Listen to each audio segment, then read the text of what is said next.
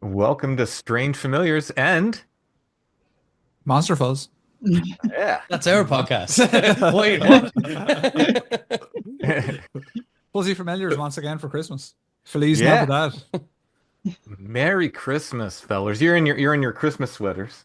Mm. We outdone yous again this year, folks. You know, I mean, the people that don't have video are going to be missing out, but I have my nice Jurassic Park one. Yeah, I'm wearing my Venom Christmas jumper. I will say this though, there's a reason people only wear these once a year. They're massively, wildly uncomfortable, Yeah. and the amount of heat I'm It looks generating itchy. is severely uncomfortable.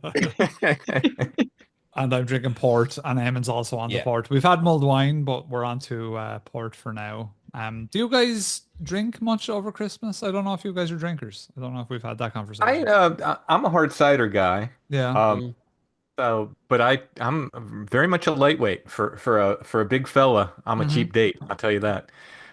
One or two hard ciders and I'm good. What about you, Alison? Oh no, not very much. No. Mm-mm. No? I'm not. No.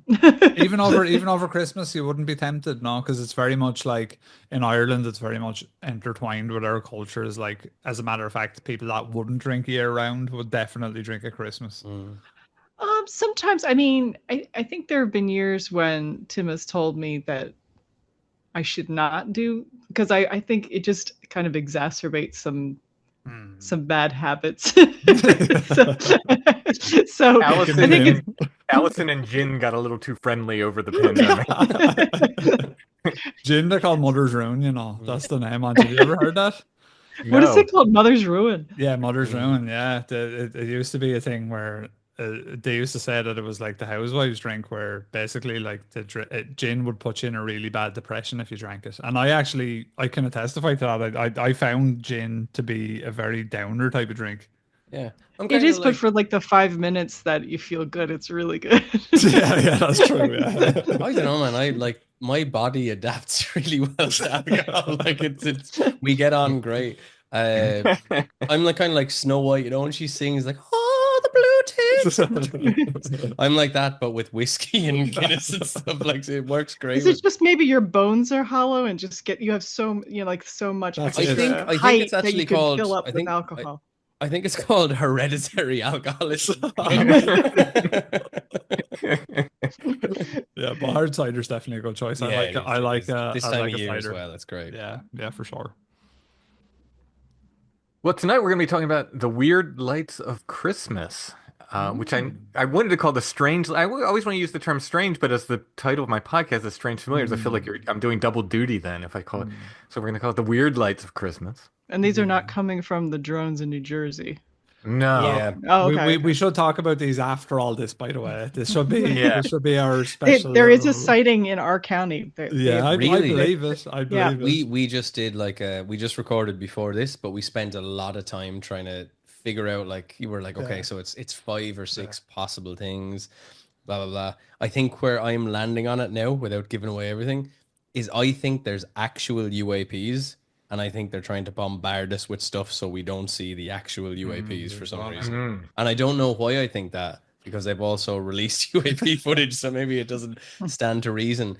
But there's it's a very, very strange, and it's actually unnerving me a little bit. So the fact that it's happening closer to you guys, how do you feel about it?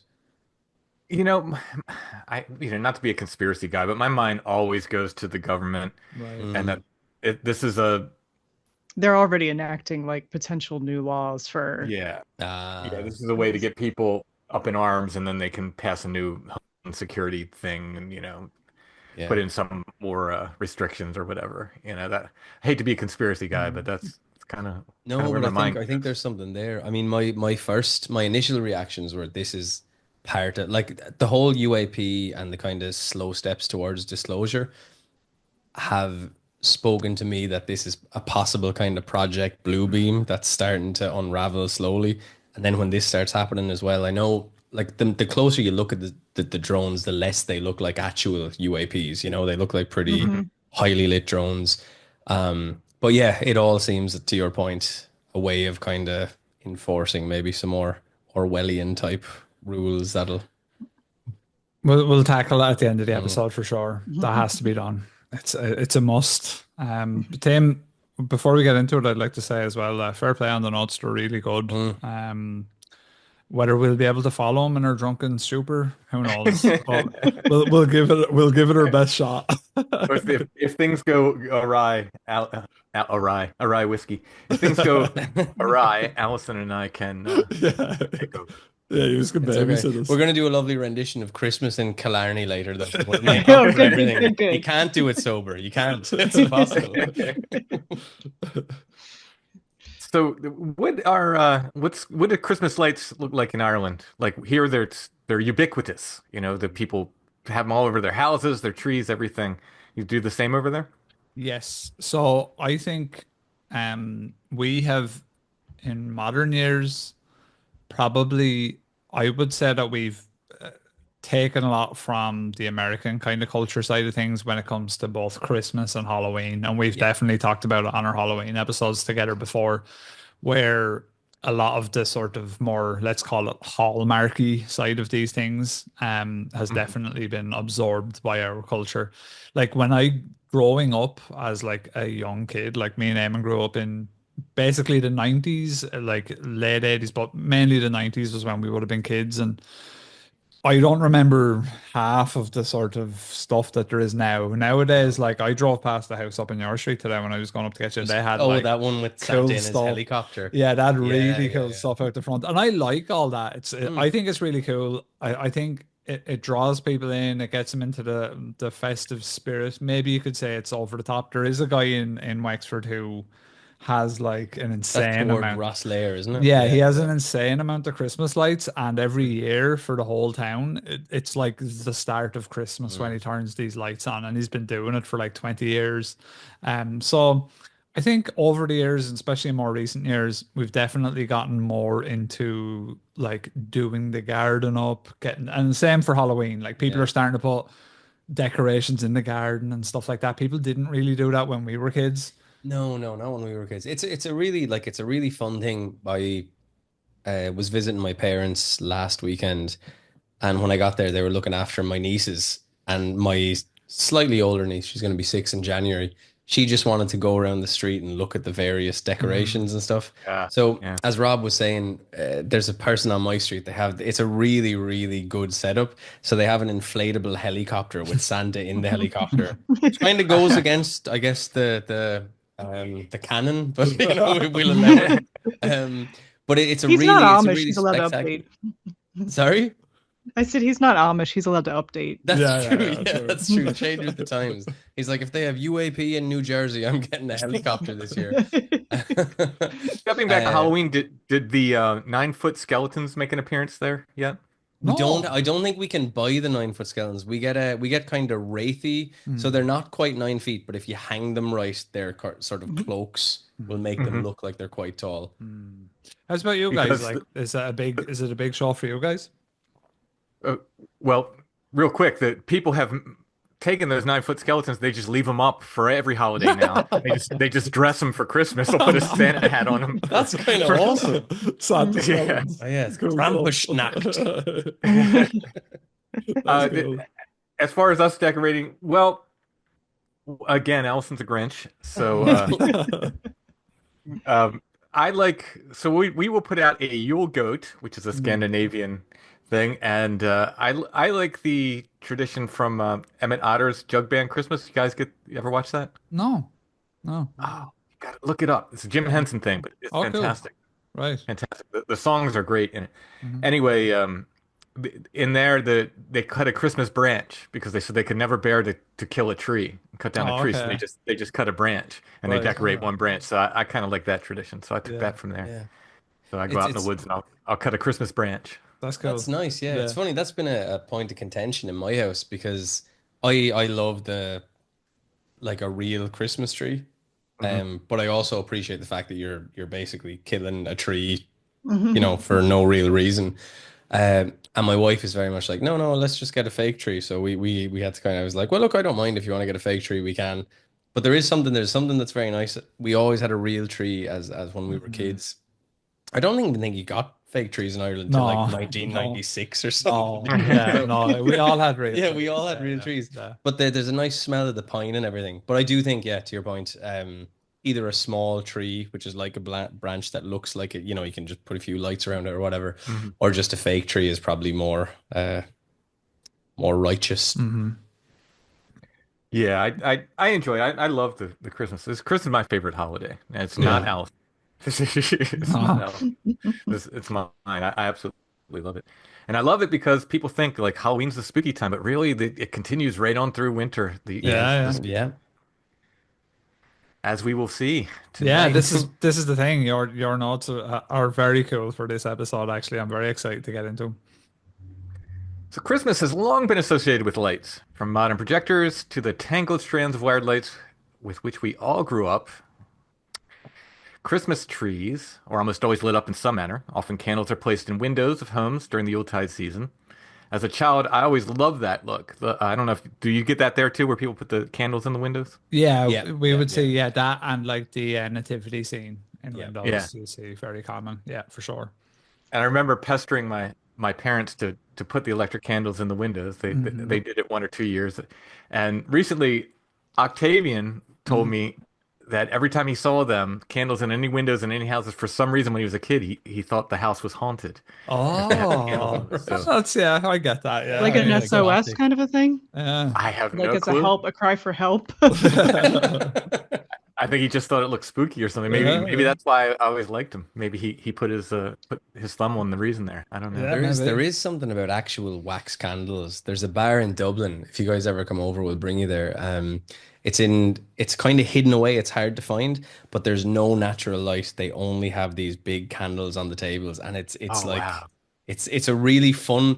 And they for some reason it's I don't know who was in charge of the interior design, but they were I don't know something was happening with them internally.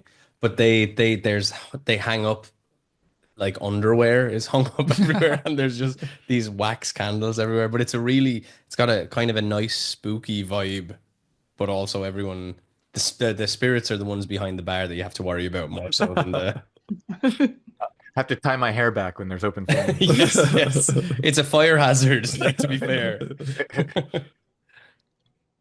So decorating with lights for Christmas has become a matter-of-fact thing we do.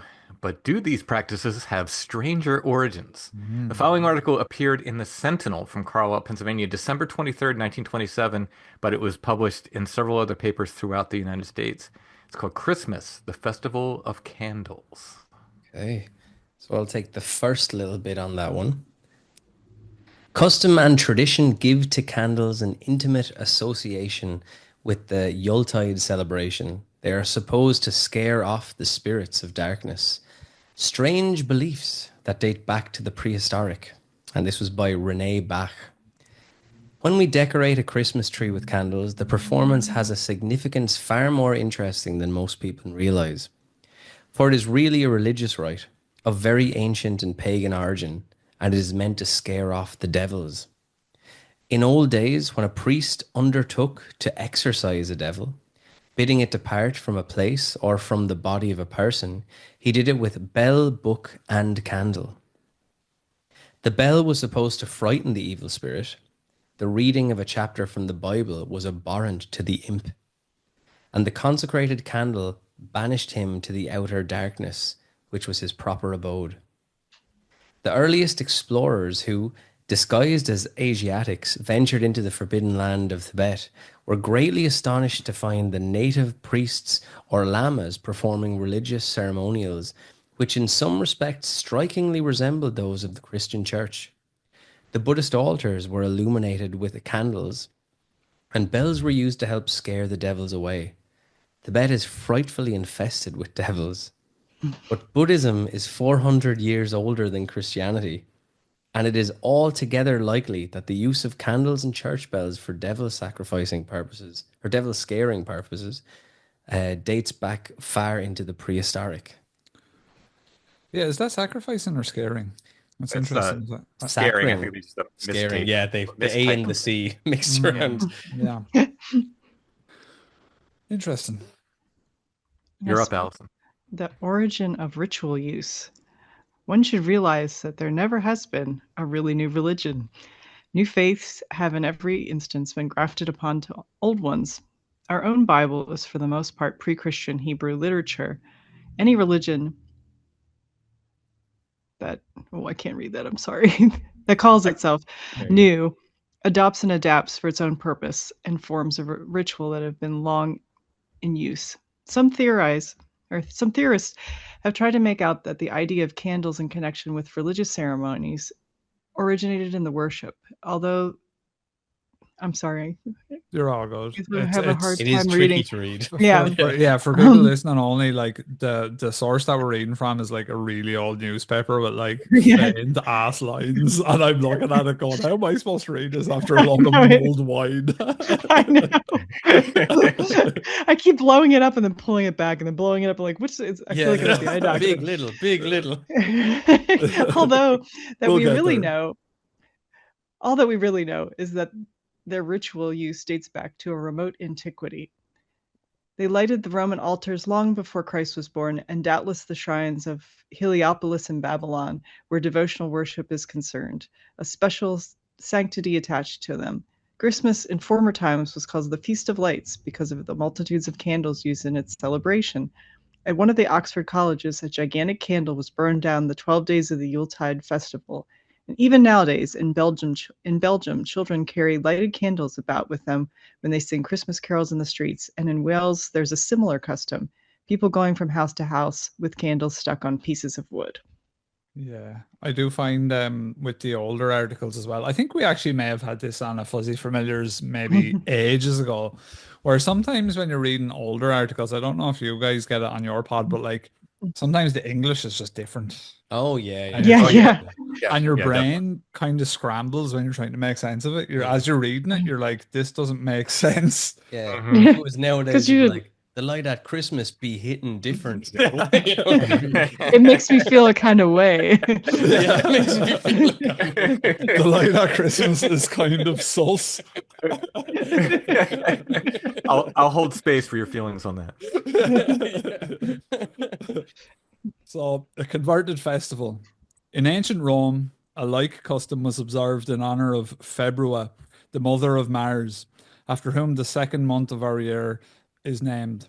The date of that celebration was February 2nd, and the Christian church took it over, calling it Candlemas Day and Candlemas. dedicating, is it, yeah, Candlemas Day, yeah, and dedicating it to the purification of the Virgin Mother. Thus, the festival, very difficult to abolish, was preserved with an altered significance. At the present time in Italy and other Catholic countries, Candlemas Day is celebrated by processions with lighted candles, and there is much rivalry respecting the size of them, many being quite huge, steady now. In Bolivia, and the Feast of Candles is national holiday. Some of the candles are specifically consecrated. Is that right, yeah? Yeah. And persons fortunate enough to secure them light them on occasions for protection against devils and witches. One should realize that belief in witches and demons still prevails among the ignorant, even in civilized lands. Excuse me. Yeah, I don't like that. That's judgment. Yeah, that is judgment. I feel targeted. So, undoubtedly, the custom of placing lighted candles at the head and feet of a dead person comes from a belief that they frighten away evil spirits. Though not a common practice nowadays, it has by no means gone out of use. Most of us have seen lighted candles in a death chamber, and sometimes one or two are placed in a room where a woman is in travail, the idea having manifestly a like origin to keep demons aloof. Does that Many mean, Alison, a woman in travail? Does that mean in labor? I imagine. I can't imagine what else it Oh. would mean. I mean, isn't that the word for work in French? Oh I think yeah, so. it could be Let travail. me look it Yeah, up real quick. So yeah, do I yeah. can't imagine any more work than that. It's it's Travail. Yeah, travail. I've never Pain. heard. Oh, something that's painful or laborious. Okay, Okay. so Probably labor. labor That then. sounds Yeah. about right. Yeah. Yeah, yeah. So many superstitions relate to candles, the folklore of old world countries being full of them. One of them is a belief that on the wedding night, a candle should be kept burning in the nuptial chamber. If either of the married pair should put it out, death would be likely soon to part them. It's interesting. Look, listen to that symbolism. If you pull it out. Yeah, You yeah. put it out or pull it out, destiny. You got to procreate on that night. It's got to go. It's interesting, the folklore that emerges from. I'm always fascinated in things that are were obviously created in more modern times, right? Mm. We've talked about it before in it's in Asia. I don't know if it's either Japan or South Korea. I think it might be Japan, where they have a superstition about fans. They believe that if they run a fan overnight, they'll die in the room Right. because there's something to do with the air and sucking out the air, whether it's the, I don't know if it's AC or an actual fan, but it's just funny to see folklore when people attach it to like new items. So like a Yeah, candle yeah. at one point in time would have been a new item. So they Yeah. were Yeah. like, this will purify you. And you just kind of wonder why, why that. Somebody's cousin died and there was a fan on, and then it went from there. Yeah. But even with the candles, you'd wonder like where did that come about? Because obviously, and I'm sure this is a question for Brother Richard, right? Because it's very much a thing over here. You were even talking about it when we just recorded earlier to light a candle for someone. Oh Hmm. yeah, like an offering. Yeah. Yeah. Like, do you guys do that over there? Would that be a common thing? Like, I suppose it'd be a Catholic thing, right? Would be to light. Yeah, in church it is. Yeah, Mm. Yeah. absolutely. But Mhm.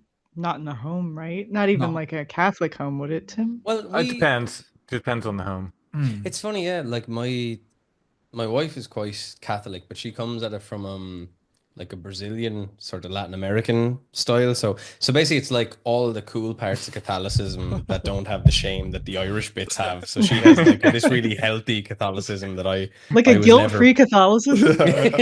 Yeah. But she Diet has Catholicism? she has a saint. We have a little like an altar, I guess, Hmm. in the corner of the room. And God forgive me, I can't remember the name of the saint, but Paula lights two little candles to the saint and occasionally will just like, touch the saint and then bless herself. But the candles, they're significant in I don't Yeah. think it's necessarily that she's asking for anything from the saint, but it's just kind of a ritual. Kind of almost like, to be fair, if you think about the ceremony of drinking tea in Japan is almost Mhm. similar to how we would light candles in Mhm. Ireland, I guess. Allison, all those like saint candles I have in the window. Yeah, yeah. In some Catholic homes, those are lit and they stay lit till they're Mhm. out. Like Allison would Yeah. not have that. Mhm. She'd with too much of a fire. She wouldn't do And it. they are they the We ones, Sim, that have the long kind of glass Yeah. candles and they have Yeah. the emblem or Mhm. the iconography of the saint. And yeah, my Yeah. grandmother would have had those. My grandmother had she had a Jesus with the stigmata um and a Sacred Heart. So there was like it was wired in basically so that the heart would always be lit up. Oh Um, wow. Oh, and it sort of sounds tacky, but it looked quite, baroque. Yeah. It Yeah. was very nice. But yeah, I think in Ireland, yeah, there's a big bit about that with light, and then there's probably some more ancient, with darkness and Mhm. Hmm. light maybe True. protecting against darkness and natural predation and all that sort of stuff, Telling I you, guess. Tim, we get you over here. This place is like Disneyland for Catholics, brother. We're gonna get you. We're gonna, Yeah. No matter no whatever matter you where want, you brother. step on Ireland, you're on someone's body. No matter where. What cool candles we got him. You want Jesus artwork? We got that as well. So. Jesus with lights in their heart and everything. We got that as well. It's gonna be class when you come over. Yeah, it was actually called LEDs. It was marketed. Divination by candles. The future may be read in the flame of a candle. If the tallow rises up against the wick, it signifies a winding sheet for some member of the family. So that would be like a shroud, like so ooh. death. A bright spark in the flame means a letter coming for the person sitting opposite. A notion, obviously dating back to a period when letters were rarities. If a candle burns blue, there is a ghost or spirit of some sort lurking about. Coincident howls from the family dog may be expected. The vicar of Wakefield's daughter saw rings in the candle, which were doubtless wedding rings. If a candle does not light readily, it is a sign that wet weather is coming. This is one of the numerous beliefs, many of them of an ancient origin, that go to compose what the U.S. Weather Bureau calls folk meteorology. Derived as they are from long-time human experience, they have a certain value. When a storm is approaching, the atmosphere tends to become moist, and the candle wick, being thereby dampened, lights less easily. Another notion is that a wavering of the candle flame portends wind. Much superstition has to do with corpse candles, the strange bluish lights that float about in marshy places, and sometimes in graveyards. We call them will-o'-the-wisp, that term having relation to a supposed demon of sorts who carries a lantern about to mislead wayfarers in lonely localities. As a matter of fact, they are emanations of march gas. I think they mean marsh gas, Yeah. which under certain atmospheric conditions becomes faintly luminous. So here, all the way back then, they're using swamp gas as an explanation for weird lights. Yeah, yeah. It's quite interesting, actually. Yeah. Later on, they'll say something about weather balloons too. Yeah, Drones, Chinese drones. right. In European folklore, however, the appearance of will-o'-the-wisp portends death, and according to one notion, the corpse candle pursues the exact route that will be followed by the funeral of the doomed person from his home to the graveyard. Candles are mentioned frequently in the scriptures. Job speaks of the candle of the wicked. Tim, have you done any Will of the Wisp kind of episodes or anything? Because we've actually had requests to do them. I don't think we've done a Will of the Wisp episode We yet. haven't done it. I've Yeah, definitely heard you talk about Will o' the Wisp yeah. on your Yeah, I mean, podcast I've before, talked yeah. about them a number of times. This episode's coming pretty close, you know. Right. Yeah. Okay. Yeah. Cool. Cool. It's But yeah, I don't think I've done a dedicated episode just to them. Mm. it's funny you talk about folk meteorology there, because one thing that sprang to my mind was it was a couple of years ago. I think it was in the west of Ireland. Do you remember this? The postman? Does that ring any bells? Yeah, I do. Yeah. It does. So Yeah. so it's not so much to do with candles, but we had a postman who just had a natural instinct for what weather was coming our way. And he actually had a better hit rate than RTE, which was our like Oh, national wow. broadcaster. So for years, people would just, the weatherman would tell you, or excuse me, the postman would tell you what the weather was going to be. And he was like, 20% more likely to get it right than our national weather service, which was pretty funny. So in my Hermit's book, which I have finished, it's Mhm. being edited and I'm doing Congratulations. Wow. the index now. Thank you. Hmm. There are several hermits who people went to predict the weather. They were Cool. Yeah. they were well known. People would go to these hermits and ask them what the weather was going to be. Nice. Yeah. Nice one. Very And we have our interesting. own version of folk meteorology here, like when the cows sit down, then it's gonna rain. Yeah. Like, do Red sky maybe at that's night, sailor's delight. Is that what they say? Yeah. Yeah. Red sky in the morning, sailor's warning. Yeah. All that That's sort of like, stuff. yeah. My mostly. hip hurts when it's getting cold. Yeah, that's what I got. My ears that fall off. 'Cause I got big ears. You can see them hanging out over this hat. Well, my ears feel like they're about to fall off now. That's when I know I'm in trouble. We had colloquially we call him cartilage Billington. I'm like an elf here. Elf on a shelf. So old-fashioned candles. With the passing of the centuries, candles have gone progressively out of use, and even in remote regions, they are replaced to a great extent by kerosene lamps. At Mount Vernon, during the lifetime of George Washington, each member of the family or guest took a candle to bed with him. It was a matter of course custom in those times, when bedrooms had neither gas nor electricity. When the Marquis de Lafayette visited the country in 1825, a magnificent banquet was given in his honor at Richmond, and the newspapers of the day spoke particularly of the brilliant illumination which was afforded by 2 candles for each guest. Standards of lighting were rather different then. Well, if I come to visit, I expect 2 candles at my place setting. Oh, Well, we'll get you 3 or 4, man. You have loads of them. King Alfred, as every schoolboy has read, used candles as timekeepers. They were thus employed long after his day, and a few of them are still preserved as curiosities. They were marked off in lengths so that time could be reckoned by their burning, and were presumably serviceable enough for those times, though far from accurate. Considerably later came the time lamp, its oil supplied from a glass vessel and indicating by the lowering of its level, as shown in the graduated scale, the passing of the hours. A practice formerly very common was that of bidding at sales by lighted candle instead of the auctioneer's hammer. An inch of candle was lighted, and the last bidder before it expired became the purchaser. Pepys, in his diary, writes, We all met for the sale of two ships by an inch of candle, where I observed how they do invite one another, and at last how they all do cry, and we have much to do to tell who did cry last. We did a bit about Pepys before, I think, didn't we? Rob turned an episode of ours into a Pepys episode, and I had no idea it was happening until it was well and truly happened. Sometimes it just gets away from you, and all of a sudden you're in the plague and you didn't realize. I think Also, someone's going to correct us. I think was it Peeps? Was that It how was his name Peeps, Yeah, yeah. It was Peeps, yeah.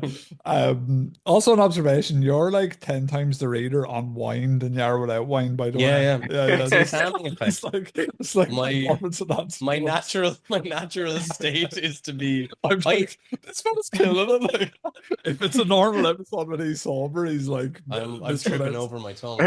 Yeah, if you give me just 2 drinks, I'm my best self. I think we're long past that, aren't we? Yeah, we are. Yeah, we're getting past that already for sure.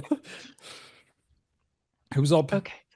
I'm up for No, it's candle yours. trees and words of foreign origin for me to stumble over. Have In a the drink. Hawaiian Islands, there is a tree with quivering glossy leaves known as the. What do you think that is, everyone? Kukul, maybe? Kukul? Yeah. Wasn't that Bjork's first band? Anyway. Yeah, Or I think it was. candle nut tree. In former times, the natives of the archipelago. Oh, I always stumble over the Archipelago, right? yeah, archipelago. There we go. Strung the oily kernels of its nuts. I can't do this. I Calm was just like down. a I'm pouring 12-year-old out boy's wine. sense of humor. Yeah. Okay, let me get back to the oily kernels of nuts. Well, Rob's got queer illuminates coming up, so I know. I have queer illuminance, of course. On ribs of palm leaves and used them for torches, each nut in its turn igniting from the one above it. And from the burnt shells, they made an indelible ink which was used for tattooing. Oh, how cool. Very remarkable is the so-called candle tree that grows on the Isthmus of Panama. When its fruits are ripe, it looks as if its branches are covered with candles. I cannot see the word there, so I'm just going to probably say... like a Christmas tree. Oh, like a Christmas tree. In fact, the likeness is so striking that travelers seeing the tree for the first time are sometimes puzzled to know whether the candles are real or not. The impression is even more striking at night when numerous fireflies hover above the fruits, whereby is afforded a favorite joke of the natives, who gravely tell the stranger that the fireflies perform the duty of lighting the candles when illumination is required by the wild denizens of the jungle. In Alaska, a species of herring called the candlefish is commonly used for lighting. In summer, it comes into shallow coastal waters. Is that Multitudinous. Oh, okay. Yeah, All these multitudinous made up schools. words back then. They used to just make up I know, words and, for and like it's kind of like fuzzy after the Malta, and so Yeah. multitudinous schools to spawn, Allison and should then have had a couple drinks. I know, and then is caught with nets to be dried and stored for winter use. The little fish is amazingly fat and stuck in the end of a cleft stick, and its tail lighted. It burns slowly and steadily with a clear white flame of about 3 ordinary candle power. A good-sized dried specimen will give illumination for a couple of hours. That's That is mad, wild. So isn't you it? just light a fish on fire. Yeah, that's crazy. Okay, So yeah, Is the it oil, is I it the guess, fat? yeah, Yeah. must be. Yeah, because I know in like indigenous places like Inuits and stuff like that, they use like the fat from whales and stuff, Blubber, right? like yeah. Yeah. As like And a isn't that tallow. where like ambergris came from? The Mhm. big the perfume, right? Yeah. Ambergris Oh, was yeah, like, yeah. I told a story years ago on the podcast where when I was a kid in primary school, which is like the first or second year that you go to school, we wrote letters away to different soap companies to see if any of them used whale blubber or whale fat for the soap, and none of them were using it. And eventually, the one I had written to came back and they said, "We do use it," and all the kids in the class went, "Yeah!" We were so excited, happy that finally won. And the teacher was like, "No, children, that's a bad thing. They're killing the whales." But yeah, so sorry. What Just what trying company to- was it? Has to be Imperial Leather. Yeah, I think it wasn't was Imperial. Was Leather, it? yeah. I brought- Shouts out Imperial Leathers, savage soap. Yeah. Savage. That was good. You guys get Imperial oh, we don't Leather get over that.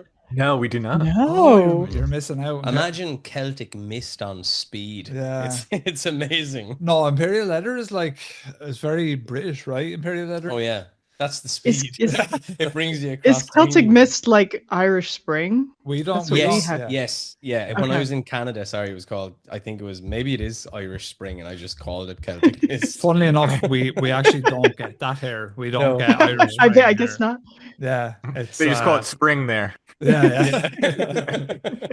It could be just Spring. It So would be Tim has redundant. provided me with the article called Queer Illuminance, which should be interesting. Let's see what goes on here. Folks who dwell in the Shetland Islands, shouts out, yeah, not too far from here, really. Use for candles and stormy petrels, which in that region are numerous, threading wicks through their fat little bodies. Steady now. They also have a kind of oil lamp never seen anywhere else, which is simply a conch shell hung at the end of a piece of sinew. But of all lamps, the most remarkable is in common use in the West Indies. Most properly speaking, it is a lantern made of a gourd, which with many holes poked through, and inside it, to give light, are imprisoned several of the big fireflies native to that region. In the temples of ancient Jerusalem, candles burned, and presumably they illuminated the altars in the famous Temple of Solomon, 1,000 years before Christ was born. Candles in large numbers are ritually used in modern synagogues and also in Jewish homes for purposes of religious devotion. Religiously speaking, there is nothing we know that is quite so old as candles, and their use in connection with the Christmas festival is as pleasing in the way of sentiment as it is interesting historically. Very true. After going through these articles, it's all very fascinating information actually, and as well this article, Tim, that you've provided, there's a lot of stuff that I think it's important to sort of recite because people get to hear new takes on it. But yeah, the sort of gourd candle sounds very interesting, right? Yeah, filled with fireflies. I mean, we used to do that as kids. You don't have Really? Yeah. fireflies over there, do you? You have fireflies there? You don't have No, fireflies there. we No. don't get Yeah, yeah. them. Yeah, so we would just put them in a bottle, and Hmm. you just have sort of like a lantern, Really? made from fireflies. Yeah. And how long would they last? Like how long would they before they decide, ah, enough's enough? Till we killed them by Yeah, accident by not probably feeding till them they and die. keeping them I in a mean, bottle.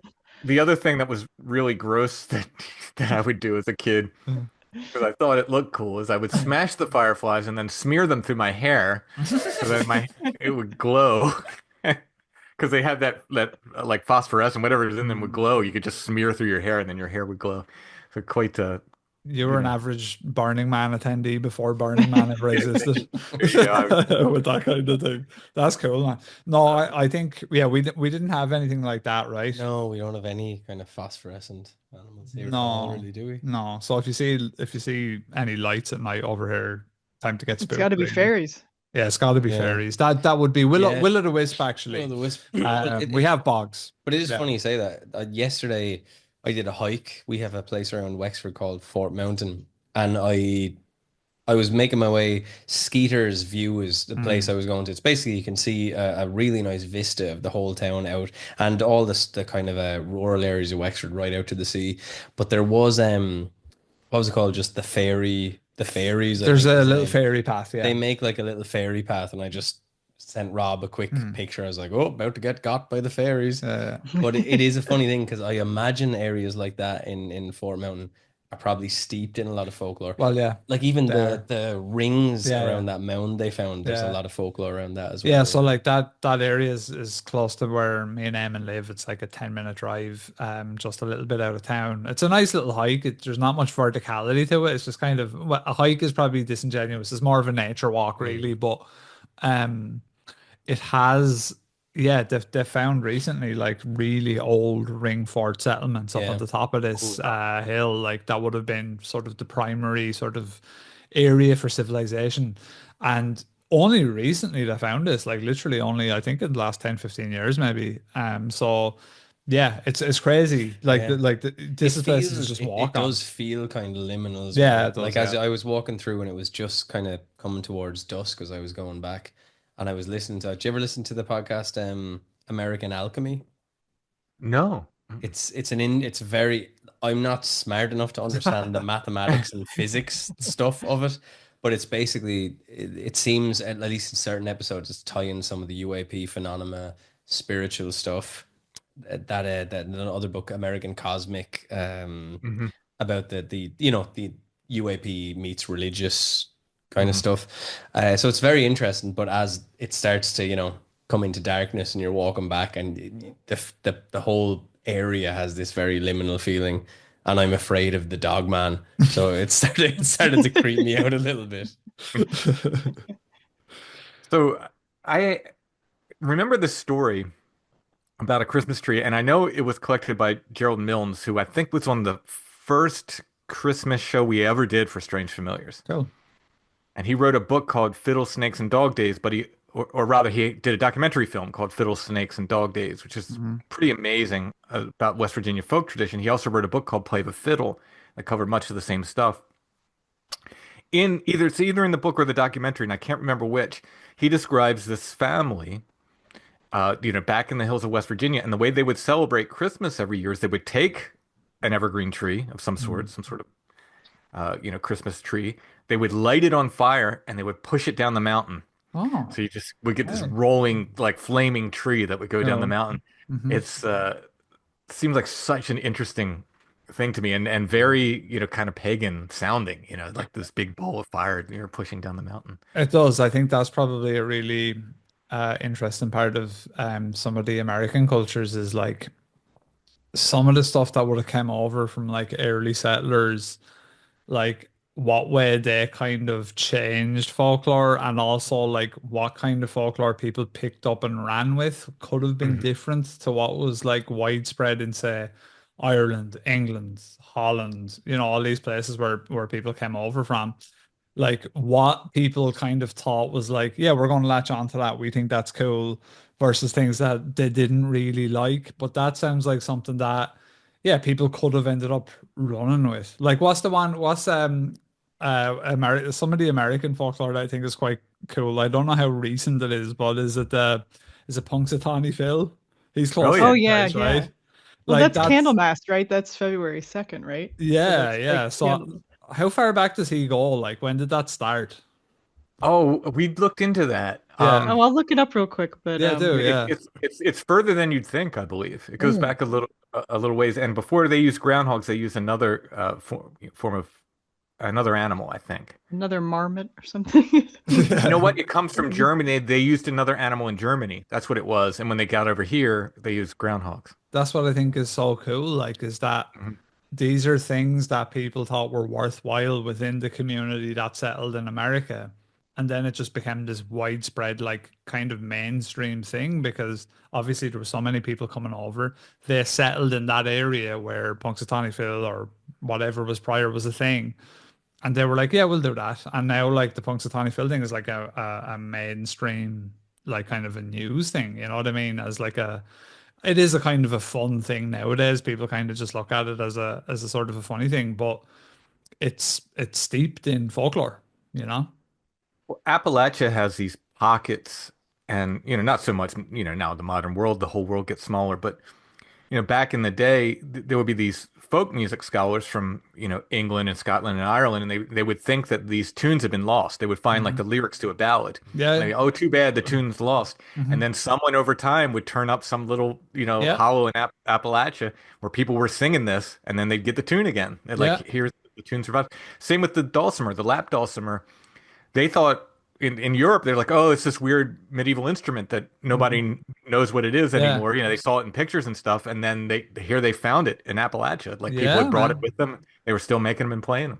Absolutely, man. Like, it was only recently they found some, Chopin, the pianist, they found some of his works that were just completely gone. So, and now you're getting people doing their interpretations of like new Chopin music, which is kind of funny. Yeah, But yeah. it is, the folklore behind all that is kind of crazy. Well, it's funny, yeah, because whatever the burning candles signify, we kind of do that now with little LEDs for the Christmas tree, in Yeah, a sense, because it's not going to set everything on fire. yeah. But Right. it's sort of there's something I think almost like that collective. I don't know if it's the collective unconscious or it's just a thing that exists within all of us. But there's something about light Hmm. and there's something about natural light as well. Like we really enjoy LEDs, we really enjoy this electrical stuff. But there's something about an actual open fire or a burning candle that speaks to something It in was you a more flex so. at A one point in flex. time. Yeah. I'd say at one point in time in history, we're talking about new terminology. Having a light was probably a flex at one point in time. Like Yeah, yeah, if yeah. you were more civilized or more advanced than the other tribe, You you had would have more access light to light, yeah. on command, and the more access you had to light meant the more time you could spend being productive, maybe, you know what I mean? Like you had Mm, more Yeah, time to yeah. work, more time yeah. to do things. Alison, have you found any Punxsutawney Phil lore for me? I have, and you're gonna take a drink real quick because you're Right, gonna you're, you're I'll okay. take a sip. Right. The first official Groundhog Day ceremony took place in 1887 in, wait for it, Gobbler's Knob, Punxsutawney, Pennsylvania. Wow. Yeah, there you go. Gobbler's Knob. Where did they come up with that name? Probably a cousin Pennsylvania's I state mean, to got Wet Beaver great Creek, counties. maybe. I feel like that's its own celebration. We can Yeah, add that's that. So true. we have Intercourse, Pennsylvania. We have Blue Ball, So Pennsylvania. yeah. Oh yeah, Bird in hand. Bird in hand. We can now add Gobbler's Knob to this. We have But it says it Bastards does go Town. back to the 1700s when the German settlers introduced Candlemas as a tradition to America. So yeah, it Right. does. It's a direct link to the German traditions. See, My that's memory's an very old cool. bit. Very cool that that kind of stuff carried over and then became widespread. I'm really fascinated with that type of stuff. Yeah, the I think, Germans just took hold and didn't let go around here. Yeah, that's it. That's it. yeah, they tried to do that over here. There. Uh, We also have some stories of strange lights from around the Christmas season. This is W.I.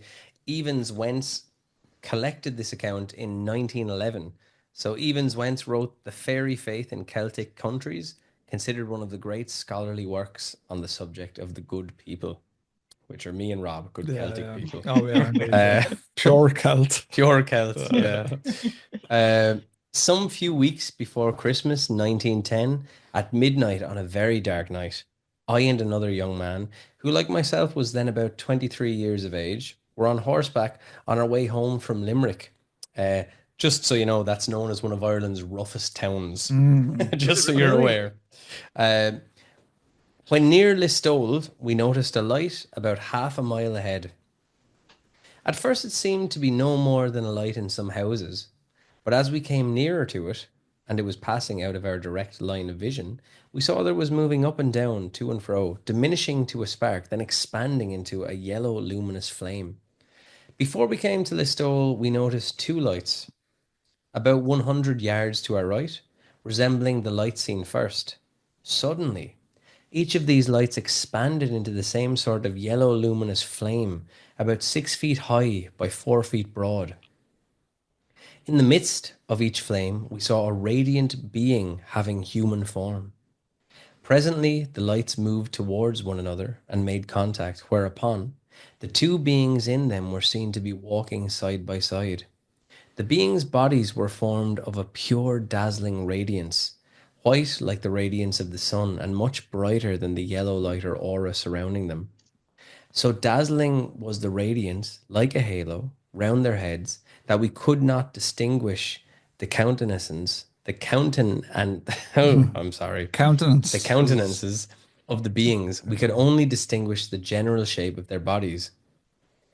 Though their heads were very clearly outlined because this halo like radiance, which was the brightest light about them, seemed to radiate from or rest upon the head of each being. As we travelled on, a house intervened between us and the lights, and we saw no more of them. It was the first time we had ever seen such phenomena, and in our hurry to get home, we were not wise enough to stop and make further examination. But ever since that night, I have frequently seen, both in Ireland and in England, similar lights with spiritual beings in them. Like my companion, who saw all that I saw of the first three lights, I formerly had always been a skeptic as to the existence of spirits. Now I know that there is a spiritual world. My brother, a physician, had been equally skeptical until he saw, near our home at Listowel, similar lights containing spiritual beings and was obliged to admit the genuineness of the phenomenon.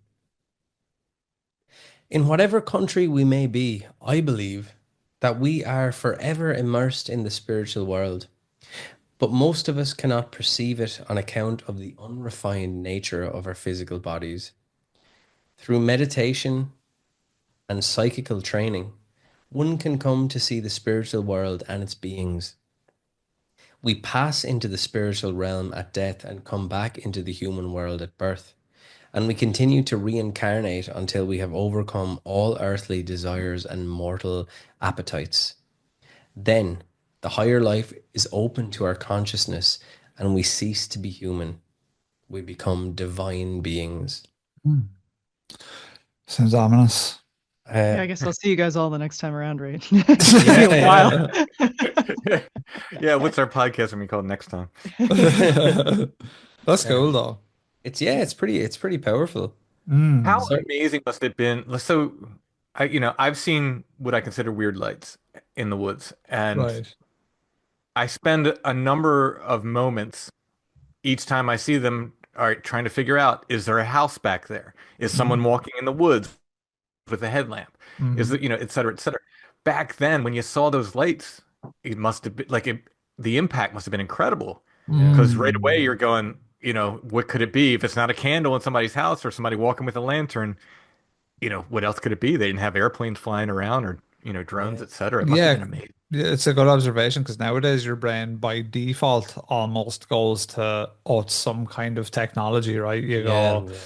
it's a lamp, it's a drone, it's There's so something. much possibility. And as we were talking about at the start of the episode, where we're talking about, say, the drones over on the east coast of the US, you're like, oh yeah, it's drones. Straight away, your mind goes to that. But yeah, like back then, you wouldn't. I remember we camped on an island off the coast here, and there's zero light pollution. And I remember just like we seen stuff like it wasn't UFO stuff. It was probably a plane or a helicopter. I'd say it was a plane. But the night sky was so clear that it was just like it's either a plane or it's nothing. But nowadays, yeah, if you're out on a hike at night and you see something, you're going to default to some sort of technology. Hmm. I actually haven't done much night hiking, but you do a lot of it, Tim, right? Yeah, quite a bit. Yeah, I've literally never done a night hike, I don't think. As a matter of fact, when the sun starts to come down and I'm hiking, I probably want to get Time back to to the go. car. So it's kind of cool that you do night hiking so much. I Yeah, think I mean, I actually prefer day hiking only because my night vision is so bad. I can't Yeah. really see anything. I like seeing the sights, Yeah, you know? exactly. Yeah, mm, absolutely. Yeah.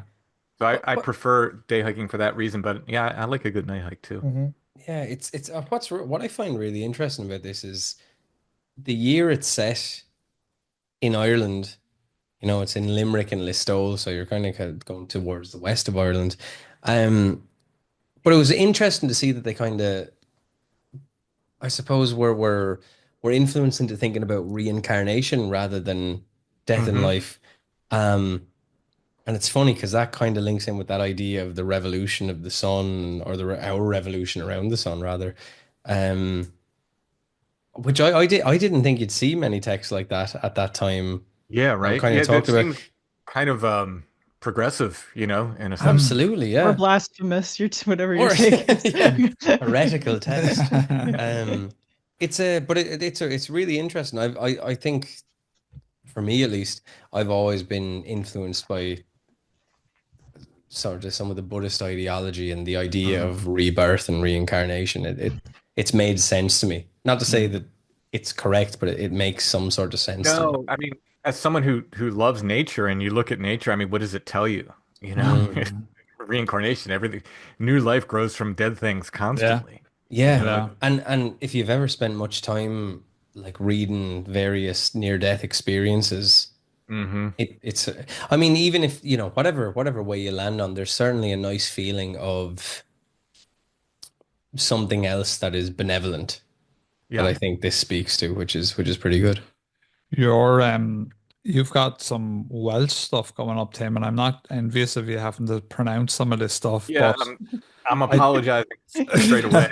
I To think because even as a Gaelic person, and Wales is also very much Gaelic, it's tough for us to pronounce it properly. As a matter of fact, Well, the Welsh stuff especially, yeah. we butcher it quite often.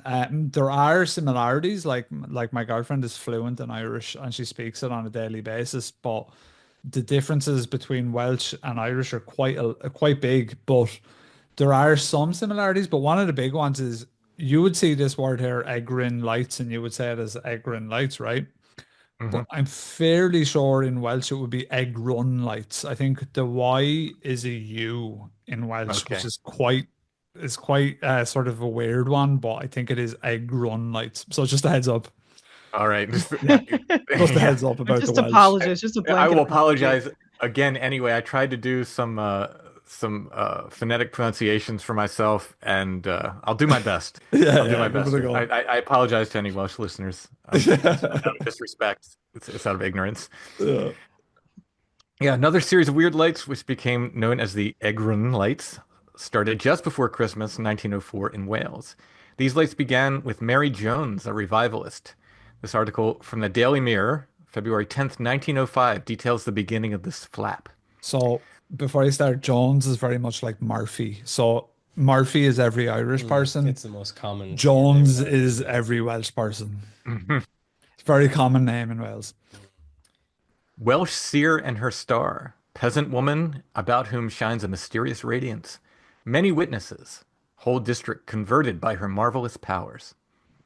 Wales, worked up to a state of religious frenzy by the revival fervor of Evan Roberts, is roused to a state of mixed enthusiasm and dread and the mysterious happenings in the county of Merionshire. On the lonely farm of Islowfirth, a couple miles from the Dufferin station, midway between Barmouth and Harlech, on the Cambrian Railway. Wow, Yeah, this is yeah, it's Mary like a Jones, gauntlet. You did it. You're almost there. You're over whom doing rests so a good though. mysterious You're doing so good. over whom rests a mysterious heavenly light as she goes about her revival work in the surrounding county. Though a regular churchgoer and communicant for 17 years, Mrs. Jones' conversion only dates back about 2 years. Greatly impressed by the work which Evan Roberts was doing in the south of Wales at the end of last year's, she lifted up her voice in public prayer for the first time and broke down hopelessly. Then, in the privacy of her own chamber, she prayed long and earnestly that she might be the means of converting her friends and neighbors. Her service accepted. One night she had a vision in which she was told that what she asked was for another. In the morning she visited this friend and imparted to her the message she had received. "Oh, I can never do it," was all her friend would say. That night Mrs. Jones' star appeared. It was December 5th, 1904. She attended the little chapel and told how the commission had been refused, and my service is accepted, she said. From that moment she set about her new work, and within a fortnight all but four of the friends and neighbors whom she had prayed to be allowed to convert had publicly professed their conversion. Led by her star and light, she then extended her mission, and the four chapels and two churches at Dufferin fell under her influence almost at once. And the mysterious lights and star, they have been seen all over the district in which she has so far carried on her work. It extends from Criccieth and in the north to Aberdovi, 40 miles to the south. When she arrived at Criccieth by train, the star was seen shining in the house in which she was to stay. At Harlech, the lights were watched by dozens of people. Mrs. Jones never sets out upon a mission unless the light is ready to accompany her, and it returns with her after the mission is accomplished. Herself quite ready for her meeting, Mrs. Jones awaits for the coming of the star. Suddenly it springs into being, brilliantly white and infinitely larger than any other star, like a powerful light hanging in the heavens some 2 miles away. It is impossible to suggest that it is an ordinary star, for it is to be seen when the sky is clouded, and its size is infinitely too great. From its surface flash rays, as if from some enormous diamond. Perhaps it may remain steady, or perhaps again it may make a sudden great jump into the heavens, dropping at once to its old position, but all the time seeming to advance rapidly towards the missionary. But the star soon gives place to the light, It appears as suddenly as it first came into being, while on the distant hillside, miles maybe, from when the star had last shone, breaks out a patch of softest radiance, but lighting up the heather as though with brilliant sunshine. Then appearing and disappearing, the light travels in the direction Mrs. Jones is to take upon her mission. But the lights are not always like this.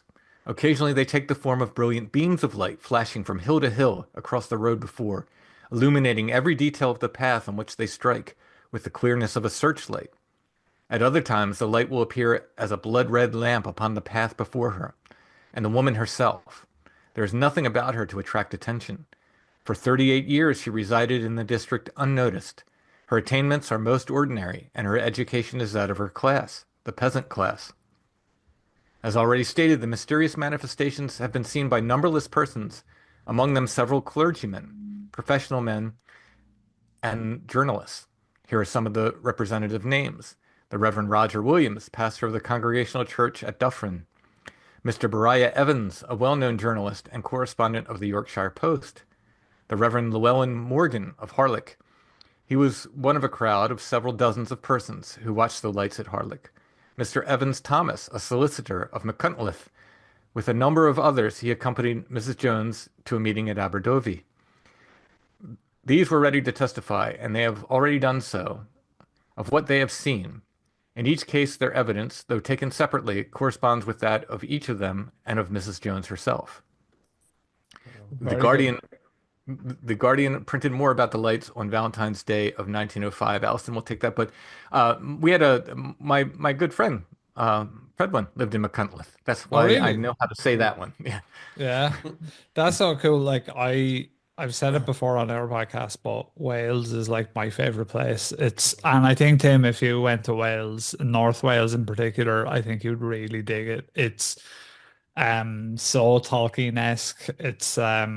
It's a magical little spot. It's super cool because like you've got Snowdonia, which is basically a sort of a mountain range up in North Wales, but it's very much like that old kind of Tolkien-esque elfish kind of vibes to the whole place. And all the little towns around there, like we did a meet up there, right? Yeah, yeah. And all the little towns, everything around there is super cool, right? It's all like kind of little mountain towns, all authentic kind of Yeah, yeah. brickwork and stuff like It's that, very much stonework. like, yeah, it's an immersive Yeah. area, you know. It's very nice.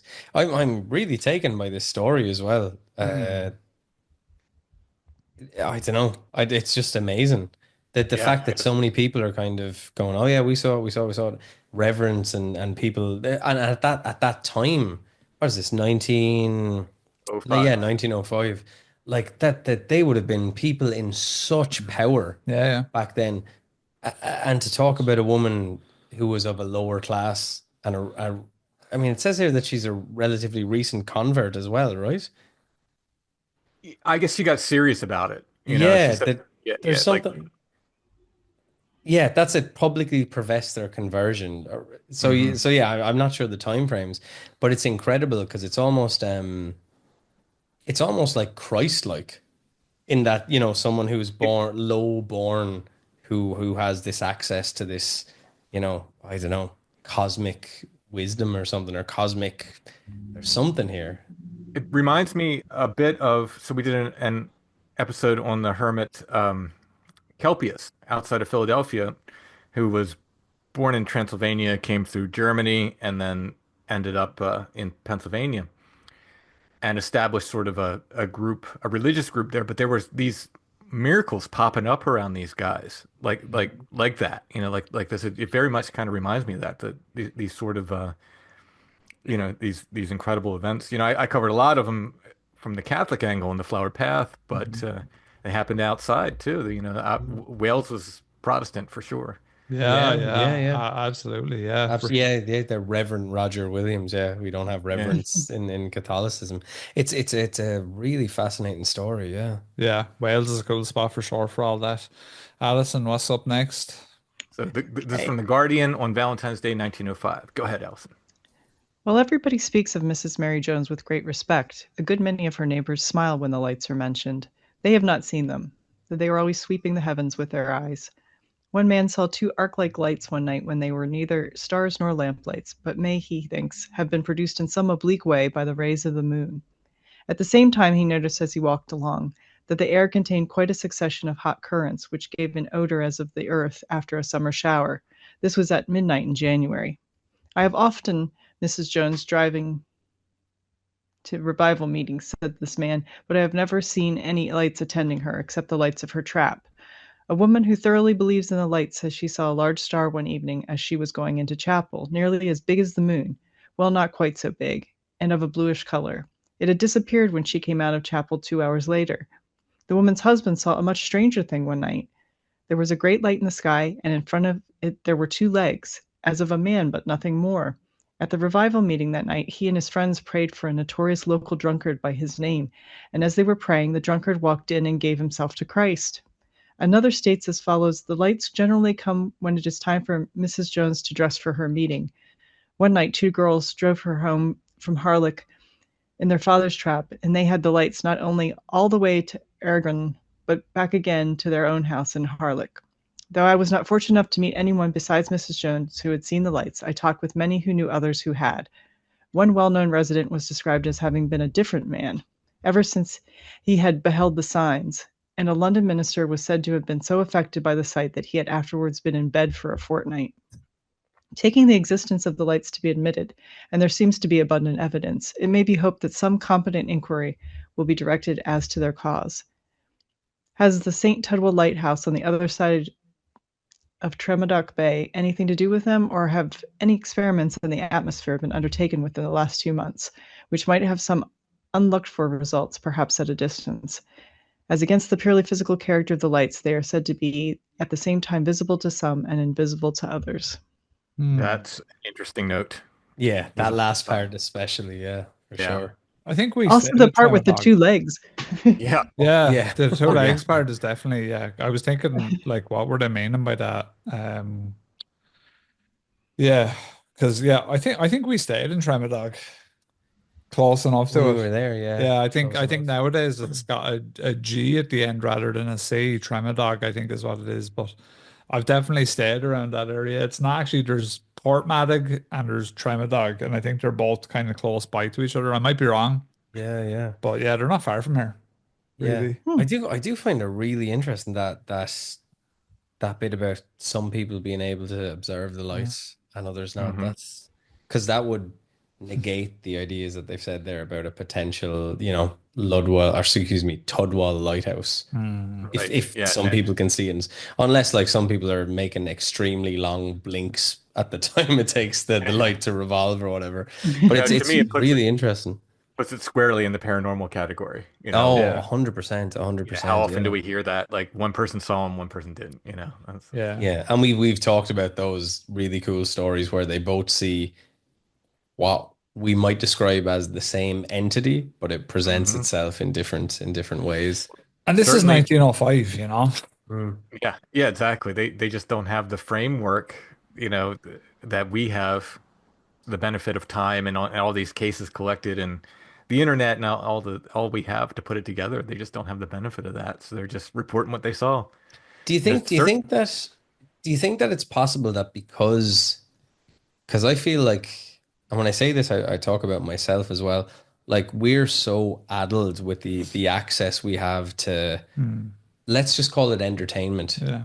whatever it is, that we're very rarely in a situation where actually we're in a headspace where we might be able to see something that exists sort of on the veil between two places. I mean, it may be entertainment. It may just be the fact that we live so far away from nature, Yeah, and very as true. I say, we never have to be cold if we don't want to. We never have to be in the dark if we don't want to. We don't have to feel the change of seasons like we did before. Yeah. I think we're so removed from it these days that we might be losing senses in a way. Yeah, Yeah. circadian rhythm, even like just even Yeah. just that basic principle of like waking and sleeping with the light of the sun and the moon and all that and doing that, like that is not a thing anymore, Mm. really. It's very rare that you would meet anyone that kind of does that whole circadian rhythm thing. And actually, like when I was younger, probably you're talking probably 7, 8 years ago now.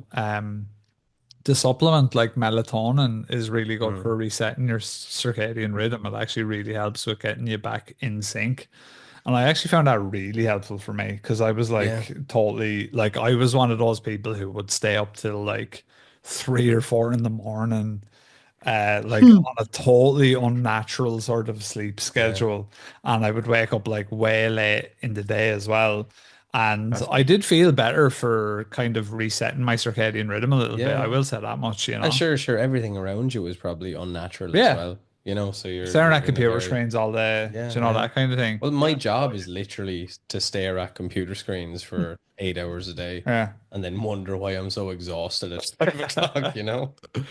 Yeah, it's funny. We have here another article from the Young Chronicle here from New South Wales, Australia. It was printed more about Mary Jones on February 17th, 1909. So it was a long time ago. Here's a little clip from the article. Signs in the heavens.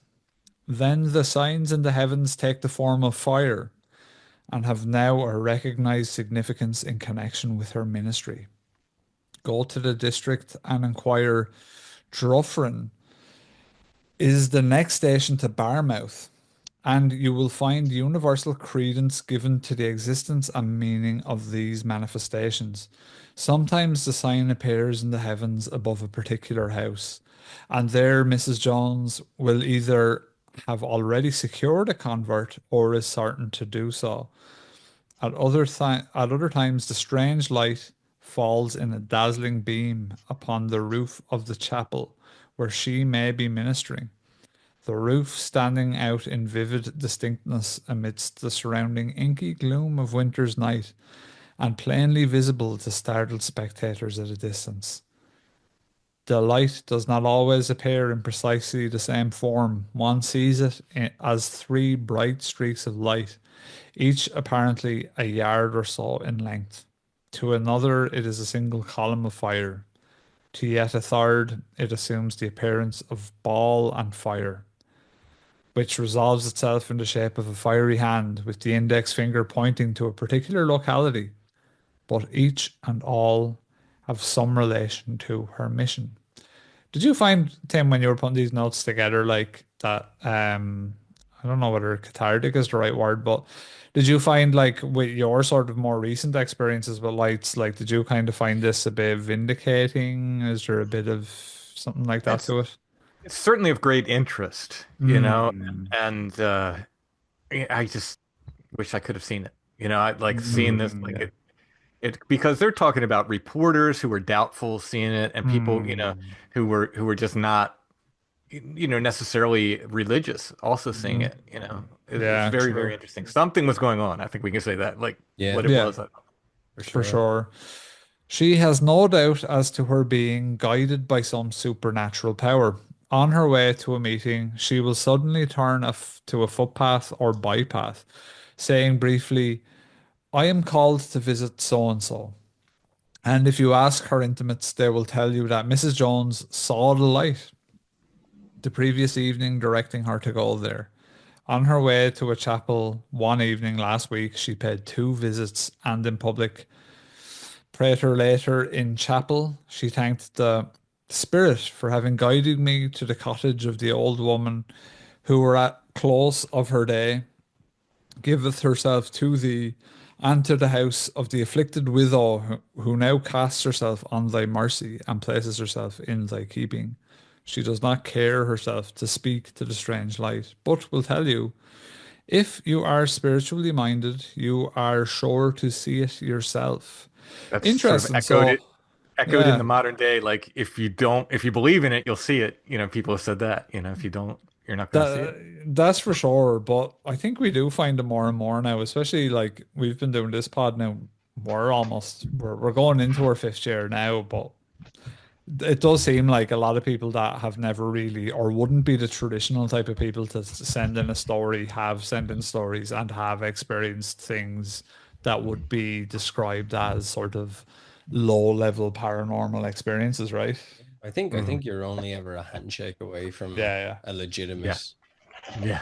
paranormal experience, Yeah, you like know? everyone has a story. So Yeah, and it's what's fascinating. what's really interesting, and it's funny because you were talking about Christmas being a kind of a spooky time of year, the continuation of Halloween.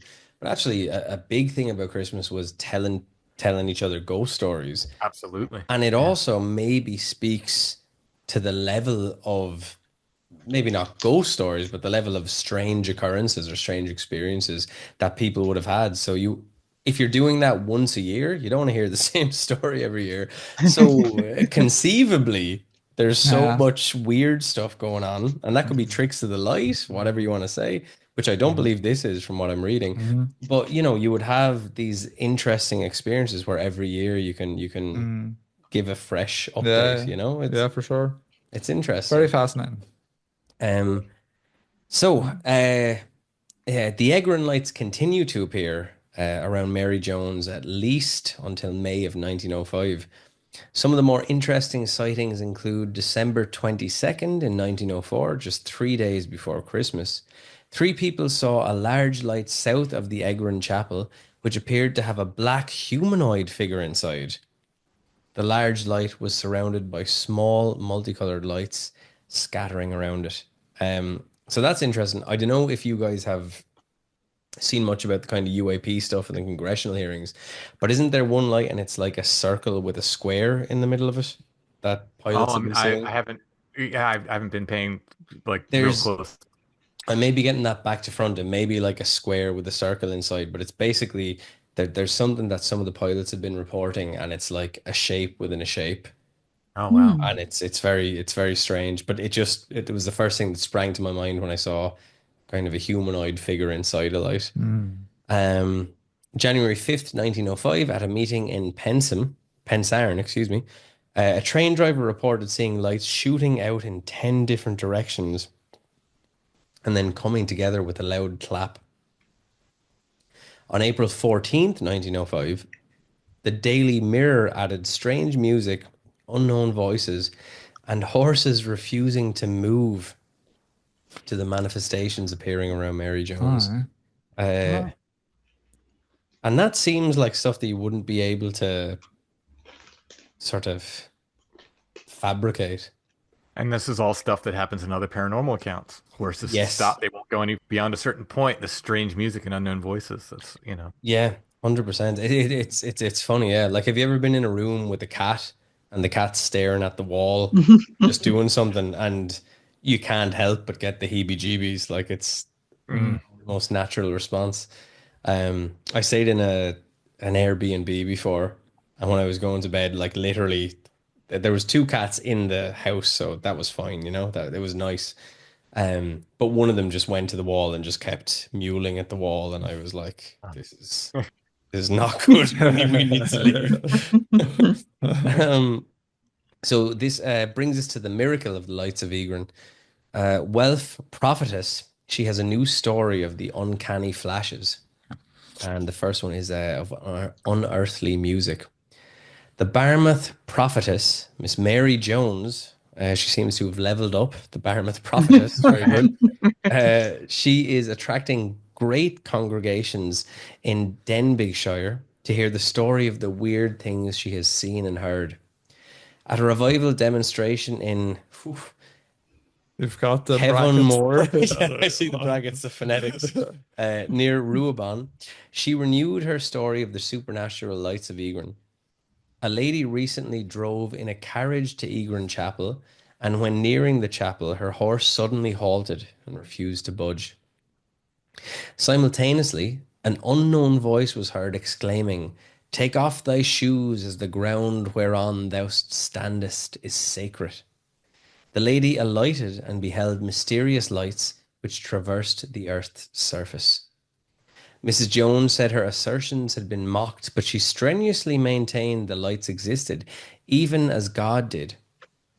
She recounted an exploit of a London scientific expert who accompanied her from Bontidou to Barmouth when half the light fell upon them like lightning in thousands of sparks and illuminated the countryside for miles around. Two other men watched the light, which fell upon Egran Chapel, and scattered into 10 distinct lights. Electric wires to tap the lights were fixed, but at the crucial moment, the lights would not be drawn. A photographer with a camera saw nothing. A strange circumstance occurred yesterday morning. Miss Jane Jeffries, with whom the prophetess is residing, awoke suddenly at 5 o'clock and distinctly heard wonderful music, like horns from Elfland faintly blowing to the accompaniment of mystic singing, which died away as though cut off by closing doors. The prophetess told the Daily Mirror that this was another form of manifestation. No. There's so much there. That's Yeah, that's that's the one that hits it home for me. Like There's something was going on there. And again, these people at this time would not have had access to all the documentation of paranormal phenomenon. They no, wouldn't have known to put these things together with the lights to make them seem more paranormal. no. They just did not have this information. That's which convinces me like something was going on there. yeah. And you know what's really funny is the photographer with a camera can't see anything. Yep. And this so many times, Skinwalker Ranch being maybe a very famous one, so many times you try to kind of make some kind of chronicle of what's going on.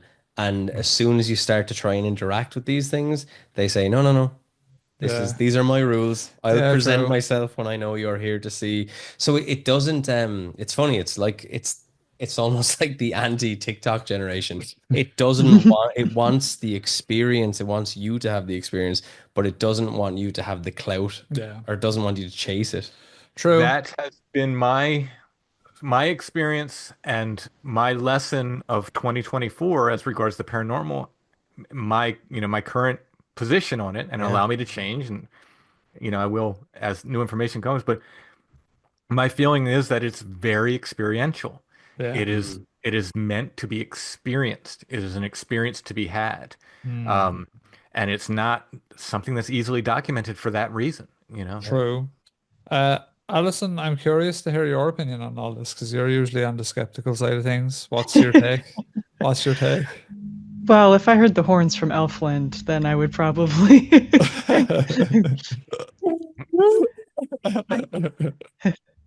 I don't There's know. there's an Irish band called Tir na Nog, folk Yeah. that I really like, and they have a song called Tir na Nog, and Yeah, yeah. Oh yeah. the sort of Land of the young. it says come with me to the fairyland of Tir na Nog, like going into the sort of bridge going into the chorus, I think. And I turned to Allison one time, and very early on in our we, relationship when we were lovey-dovey and romantic with each other. and I said, "Come with me to the fairyland of Tir na Nog," and Allison said, No. Yeah.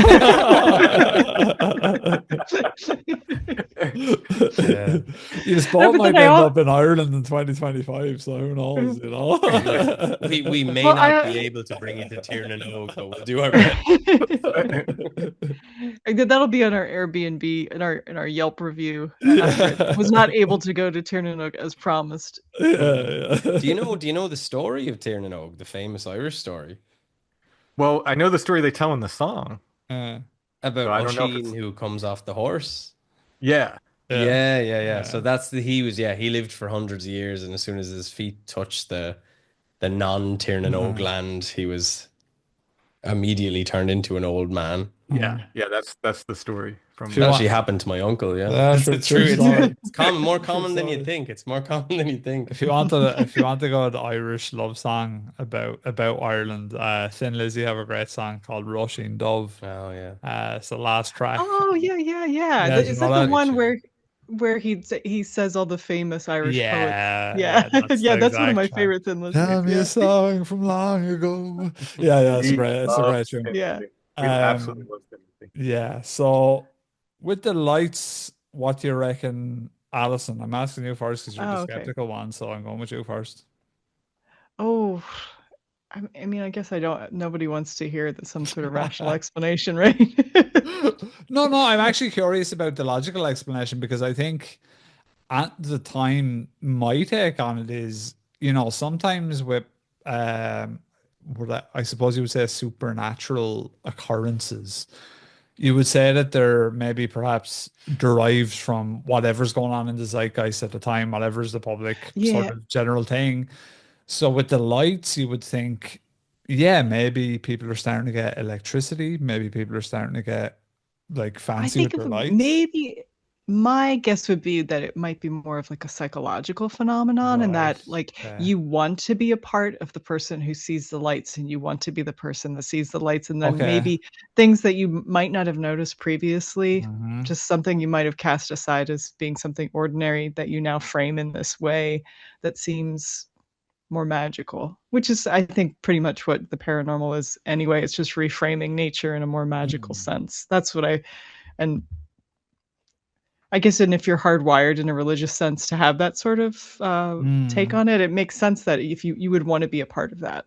And so if someone's supposed to have lights about them, and all the people who are true and righteous can see Mm. the lights, you want to True. see the lights too. You don't want to be That's a left very out and good be like, point. oh, I guess I'm a heathen who's never going to get to see anything, Mm. Mm. which Shots is kind of fired what by I Alison feel. there. Yeah.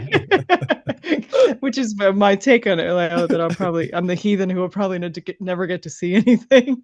That's true. You're right. You're Yeah. dead right. Like that is potentially part of it. Like I do wonder, like if we placed ourselves in that time, if we were all from that area and this was all going on, would we be part of the people who say we seen something?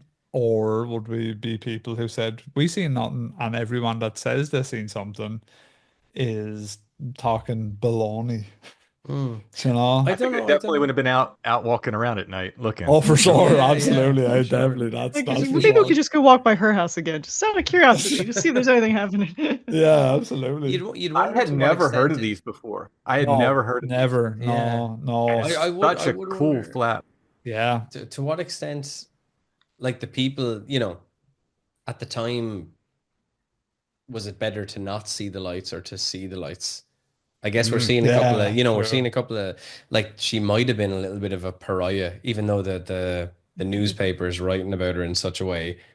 I'm sure a lot of people might have been, witchy, Yeah. like 1905, 19, We will like, say that, like, I don't know whether you guys are privy over there, but like the Daily Mirror is like CAC tier sort of newspaper. well, to be fair, yeah, like It's nowadays what's it's known not as over ideal. here. Yeah. It'd be known as a red top, which a red top is a tabloid.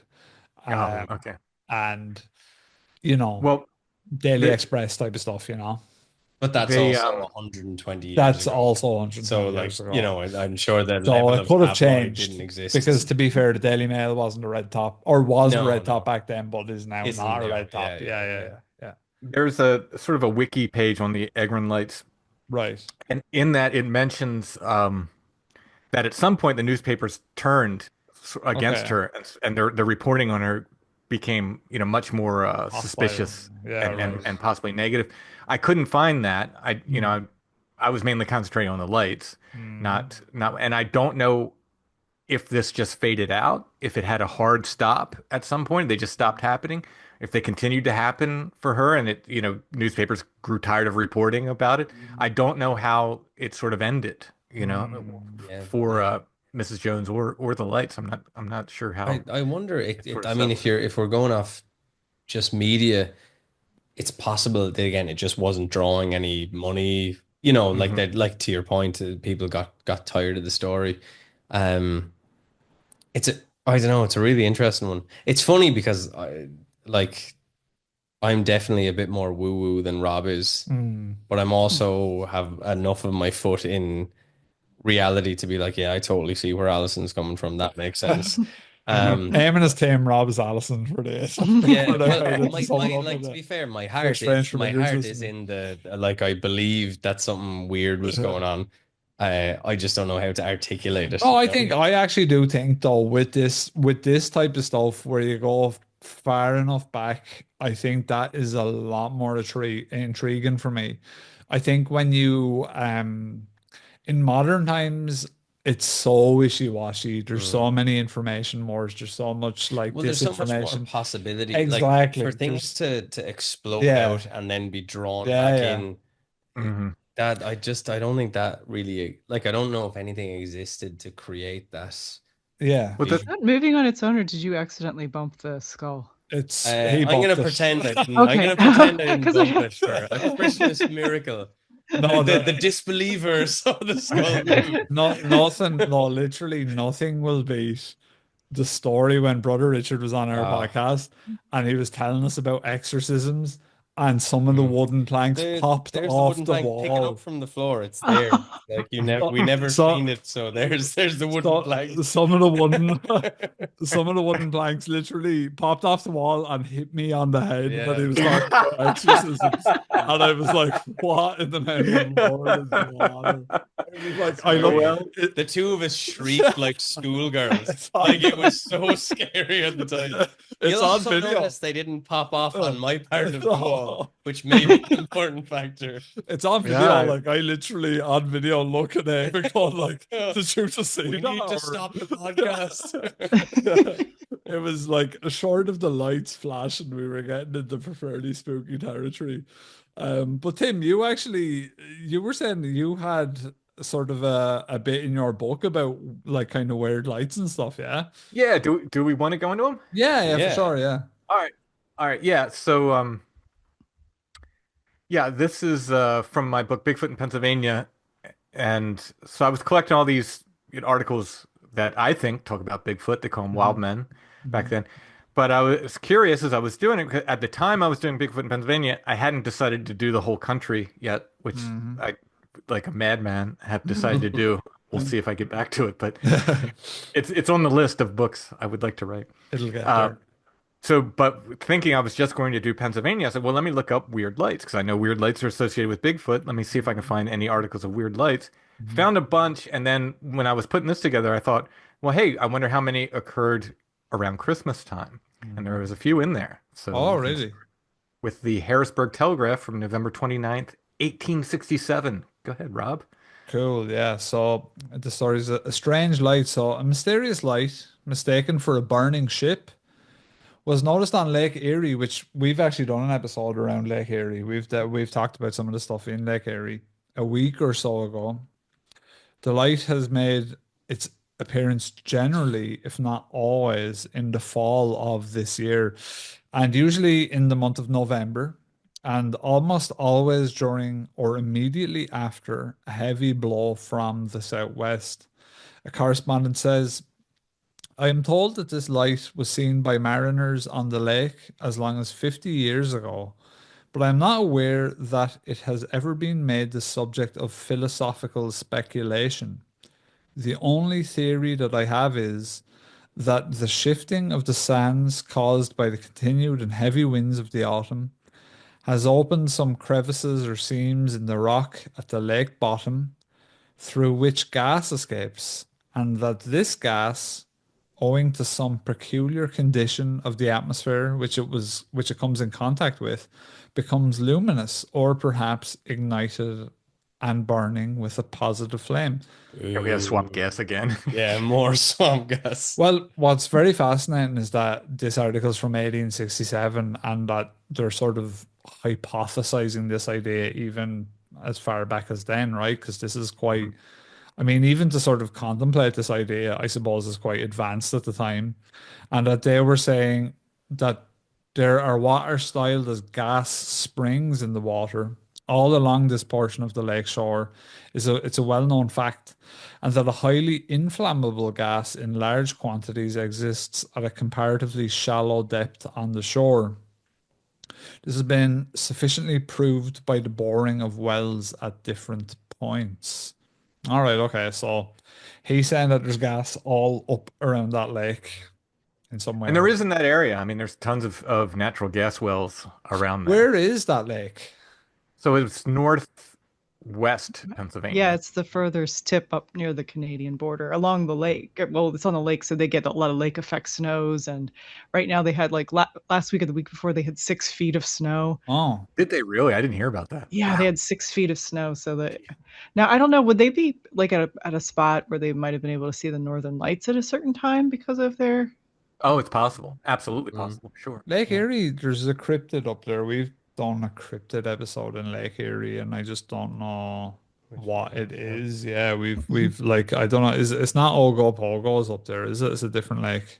I'm so not up on lake monsters. I'm just Yeah, not, yeah, no, I like we've know done. that I talked to the guy who from right around there, just Sherman, New York, right on the other side of the border up there, Uh, had the sightings of the giant sloths when he was a kid. oh, Really, Oh wow. really interesting episode I did with him. well, the giant sloths are. The mean Pleistocene. Yeah, we've done episodes about them, but giant sloths are super interesting, especially when you see all these caves. Like there's actual legitimate caves that were carved out by them. And again, as a little side tangent, they're absolutely a cryptid that humans at one point in time came across. So you would imagine in folkloric legend, they were passed down through generations. And even if they're not around now, they probably at one point in time were maybe a generation or two removed from people telling the stories, right? Well, they must have informed our folklore. Like it must be Yeah, a wild thing if Yeah. you think about it. Let's say some sort of big beast died out two yeah, generations yeah. ago, but that's still an oral Man, tradition. their Like, dens, like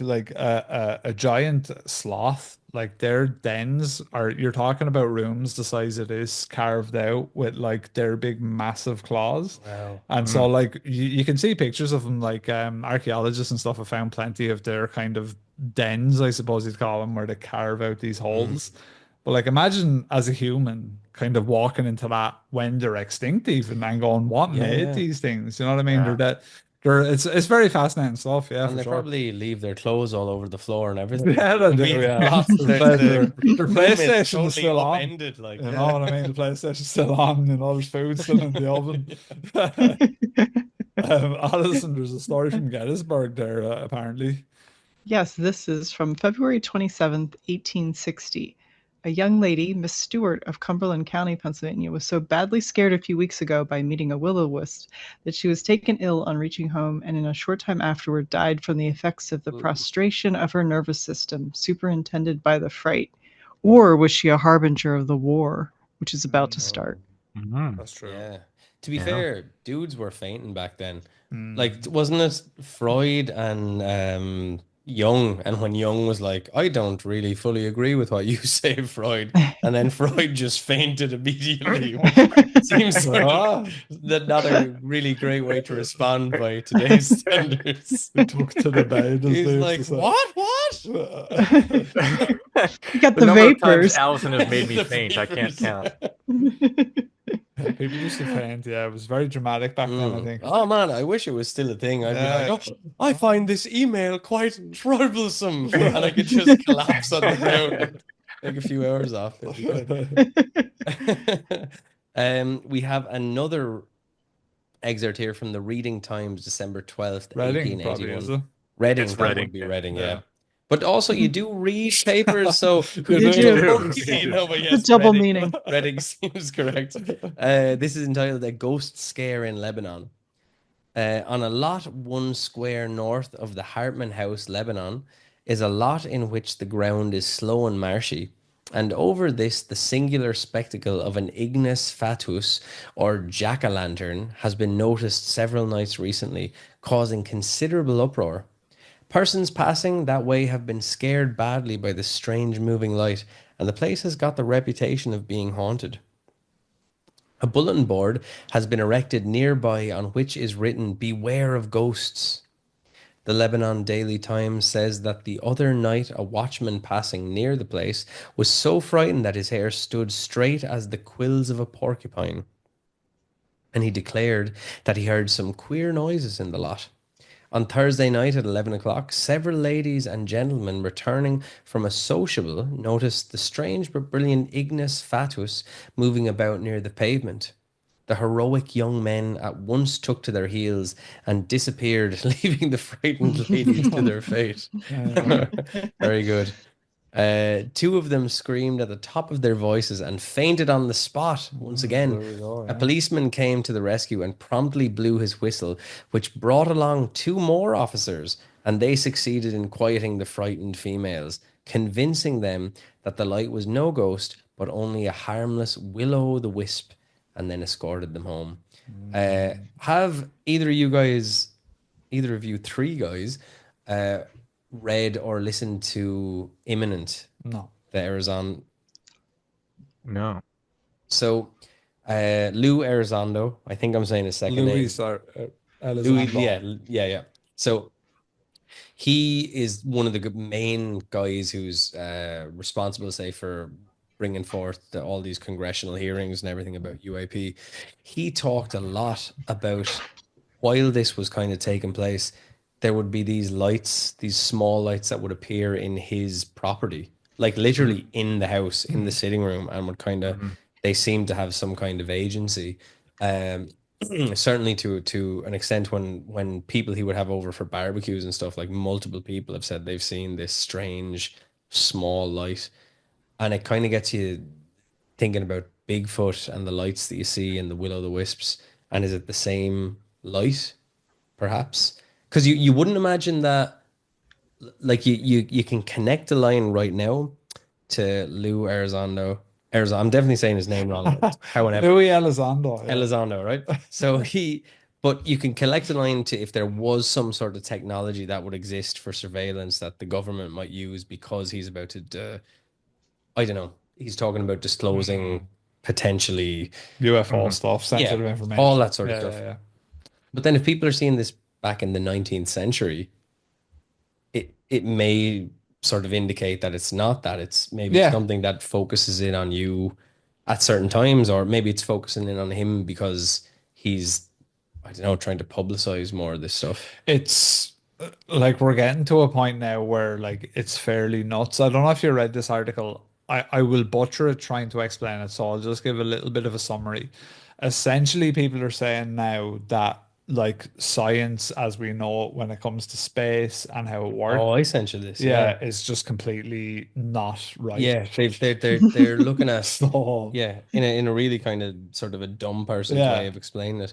They've been measuring the expansion of the universe, but when they measure it a different way, the two, I suppose, calculations of growth can't match up, yeah, and they should match up. yeah, So it seems as though the universe is growing disproportionately in certain areas, yeah, which is really fascinating. yeah, because it's Yeah. completely out of our scope Yeah. of understanding. And also, really. we don't have the physics or the mathematical background to actually understand. But neither do they. Well, it seems like it. Yeah, that's true. That's true. But that's what I'm saying. So if they don't either, then that's when it gets into fascinating stuff. Because like as far as we're concerned, like we're all just podcasters. We don't like, and especially we're podcasters that don't, we're not in that field. So Mm. it's not an area of expertise. But if those people who it is their area of expertise are saying, yeah, we don't have a job. What's Can you going imagine just waking up one day and being Right. like, "Oh, so math stopped working Yeah, last literally. night. I'm a mathematician. It just stopped working." Or it only works within the confines of like what we've got right Yeah. here, but doesn't really apply anywhere else. Then that is like super fascinating And to be stuff. fair, that was true, 70, 80 years ago Yeah. when they realized quantum theory, and they still can't figure out how that links in with Newtonian physics, right? Yeah, but it just means that when like I think what it means for me anyway, or at least what it implies is like if we don't have a solid grasp on what we can see around us, and that even goes as far as the stars, then what can we really understand? Do you know what I mean? Like if we can't grasp that, it's probably just beyond our understanding and probably always will be, which also means that it ties back to the likes of the lights. It ties back to all of these Yeah. titans and things. It even ties back to religions, right? Because you operate under this idea that like, oh, we do have an understanding of these things scientifically, and you kind of go, okay, cool, I'll trust in And that. then you realize you don't. But then if they're turning around and saying, actually, lads, that whole thing that we said is not necessarily where all we're at. this stuff might be It's- some sort of force of nature or some Yeah, element of nature but that it could we be. can't, we don't understand, and we can't But yet for us, understand. yeah, because all of us are probably of the mind of where, yeah, we're open to entertaining a bit more of the differential. Then, yeah, it makes it a lot more interesting because it just means that the understanding of what we thought we knew is no longer right. And so I suppose when that happens, then you go, okay, well, the door's open a little bit more. You know what I mean? Yeah, yeah. So No, I think right now the door is more open than it has been for decades. yeah, for sure. Yeah. Decades and Yeah. decades. It's And a good closed time. in every other way on the earth. Yeah, on It's Earth funny. it's closed and everywhere. Can you Yeah. imagine? It's a really wild idea when you think about it. We're sort of in the grasp of late stage capitalism Yeah. as spirituality and aliens start to descend upon the earth at the same time. We have manifested the Chinese curse of living in interesting time. I think we have, yeah. Absolutely. Tim, you have a story from Mount Carmel, yeah? Yes, from the Mount Carmel item, Mount Carmel, Pennsylvania, December 1st, 1908. A mysterious light. A mysterious light travels nightly over a portion of the lofty mountain. It is as large as an arc light and appears at a regular time every night. Railroad men and others are much agitated over the appearance of the strange light. It was first seen near Malone's along the Delano Mountain a few nights ago. And continuing, this is from the Harrisburg Telegraph, January 15th, 1909. Freeland, Stockton, a mining town 2 miles south of this place, is greatly agitated over a mysterious light that hovers over the spot on the Ebervale Mountain where the body of a woman was found in a barrel 2 years ago, so charred that she was never identified. So Interesting. that's a creepy ghost light. Yeah, that's a great one. And finally, from the Newcastle News, Newcastle, Pennsylvania, January 24th, 1919. Mysterious light at Newport. A mysterious light on the side of the Newport Bridge is attracting widespread attention. The watchmen at the bridge and residents of Newport claim that the light has been seen for almost a year, but they have not been able to reach any definite conclusion regarding it. West Pittsburghers have just discovered it, however, and delegations have been visiting the place nightly. Spooky, ghosts, swamp lights, and many other theories have been advanced, but none seems to fit the case. I'm guessing they mean spooks, spooks, ghosts, swamp lights, many other theories. So that's just the ones I pulled. I'm sure there's many, many more out there, but that's the ones I had at hand Do in you know Bigfoot. Mount Carmel? I'm sorry? Have you been to Mount Carmel? Do you know where Mount Carmel is, Allison? Um, in Pennsylvania, I'm not sure. Now I gotta look Yeah, it up. yeah, I'm It's not so sure. big. It's Yeah, Pennsylvania's so stupidly big that Yeah, we've been take a at look and see if it's far away from you, because like um you could have hiked somewhere close by, even, Mhm. oh, it's in like the coal region in Northumberland County. Mm. So 88 miles northwest of Philadelphia and 71 miles northeast of Harrisburg. So Okay, Okay. so I've it's a ways been, away from us. yeah, I've been up there. I've done a little bit of looking around. There's a great story of a werewolf who Oh. a man who was they thought it was a werewolf, and they shot a wolf and followed the trail of blood in the morning, and then they found a man's body, and Oh, they buried him where he lay. They were so superstitious, and that place is called Der Wolfman's Grab, the grave oh, of the wolf wow. Wow. man. So Wow. which Wow. I visited. I actually know where it is. I was shown the exact location of the grave of the Wolfman by a Wow. Wow. guy who's in his probably 70s or 80s now, and he was shown by a guy who was in his 80s in the 1970s where it was.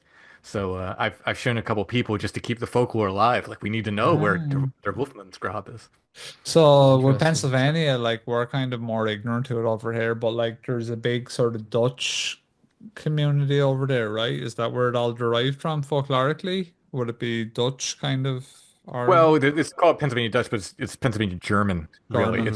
Yeah. It's so they were saying, So it's like a bastardization of Pennsylvania Deutsch, but yeah. it just sounds like Deutsch, Okay, yeah. right, right. So which is really a combination of like it's like uh Swiss yeah, German. Swiss, German. The Pennsylvania Dutch language doesn't have a lot in common with German. It's actually Right. more Luxembourgian, which is like Oh, okay, Luxembourg, it's just right, a yeah. little tiny country. Interesting, yeah. So yeah, it's really interesting. But so all that sort of yeah, Switzerland, Austria, Germany, that's like a lot of the people come from that area. Oh, cool, cool. That kind of makes up the Pennsylvania Dutch. Tim, you made the very cool observation that of the first word light, which may you tell us about that? Well, it's the Star of Bethlehem, right? If we're gonna do Oh. the first weird light of Christmas, that was Isn't it? certainly Yeah. something odd that they followed for probably for many many months. Led them Yeah.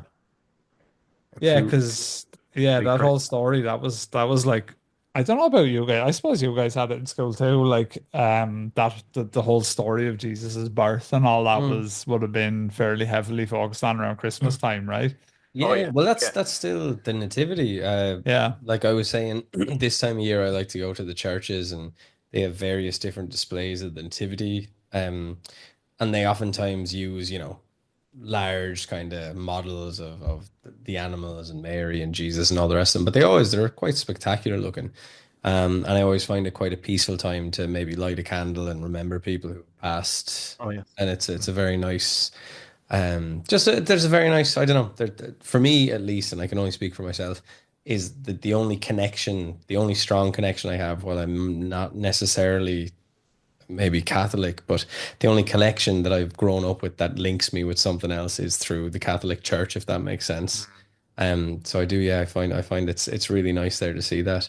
But yeah, the that first light that guided the wise men to find Jesus, and even just that whole story when you consider it, an impoverished family, someone Yeah. who's become pregnant out of wedlock, that her not I don't think was it her husband at the time, Immaculately, the Immaculate excuse me. Conception.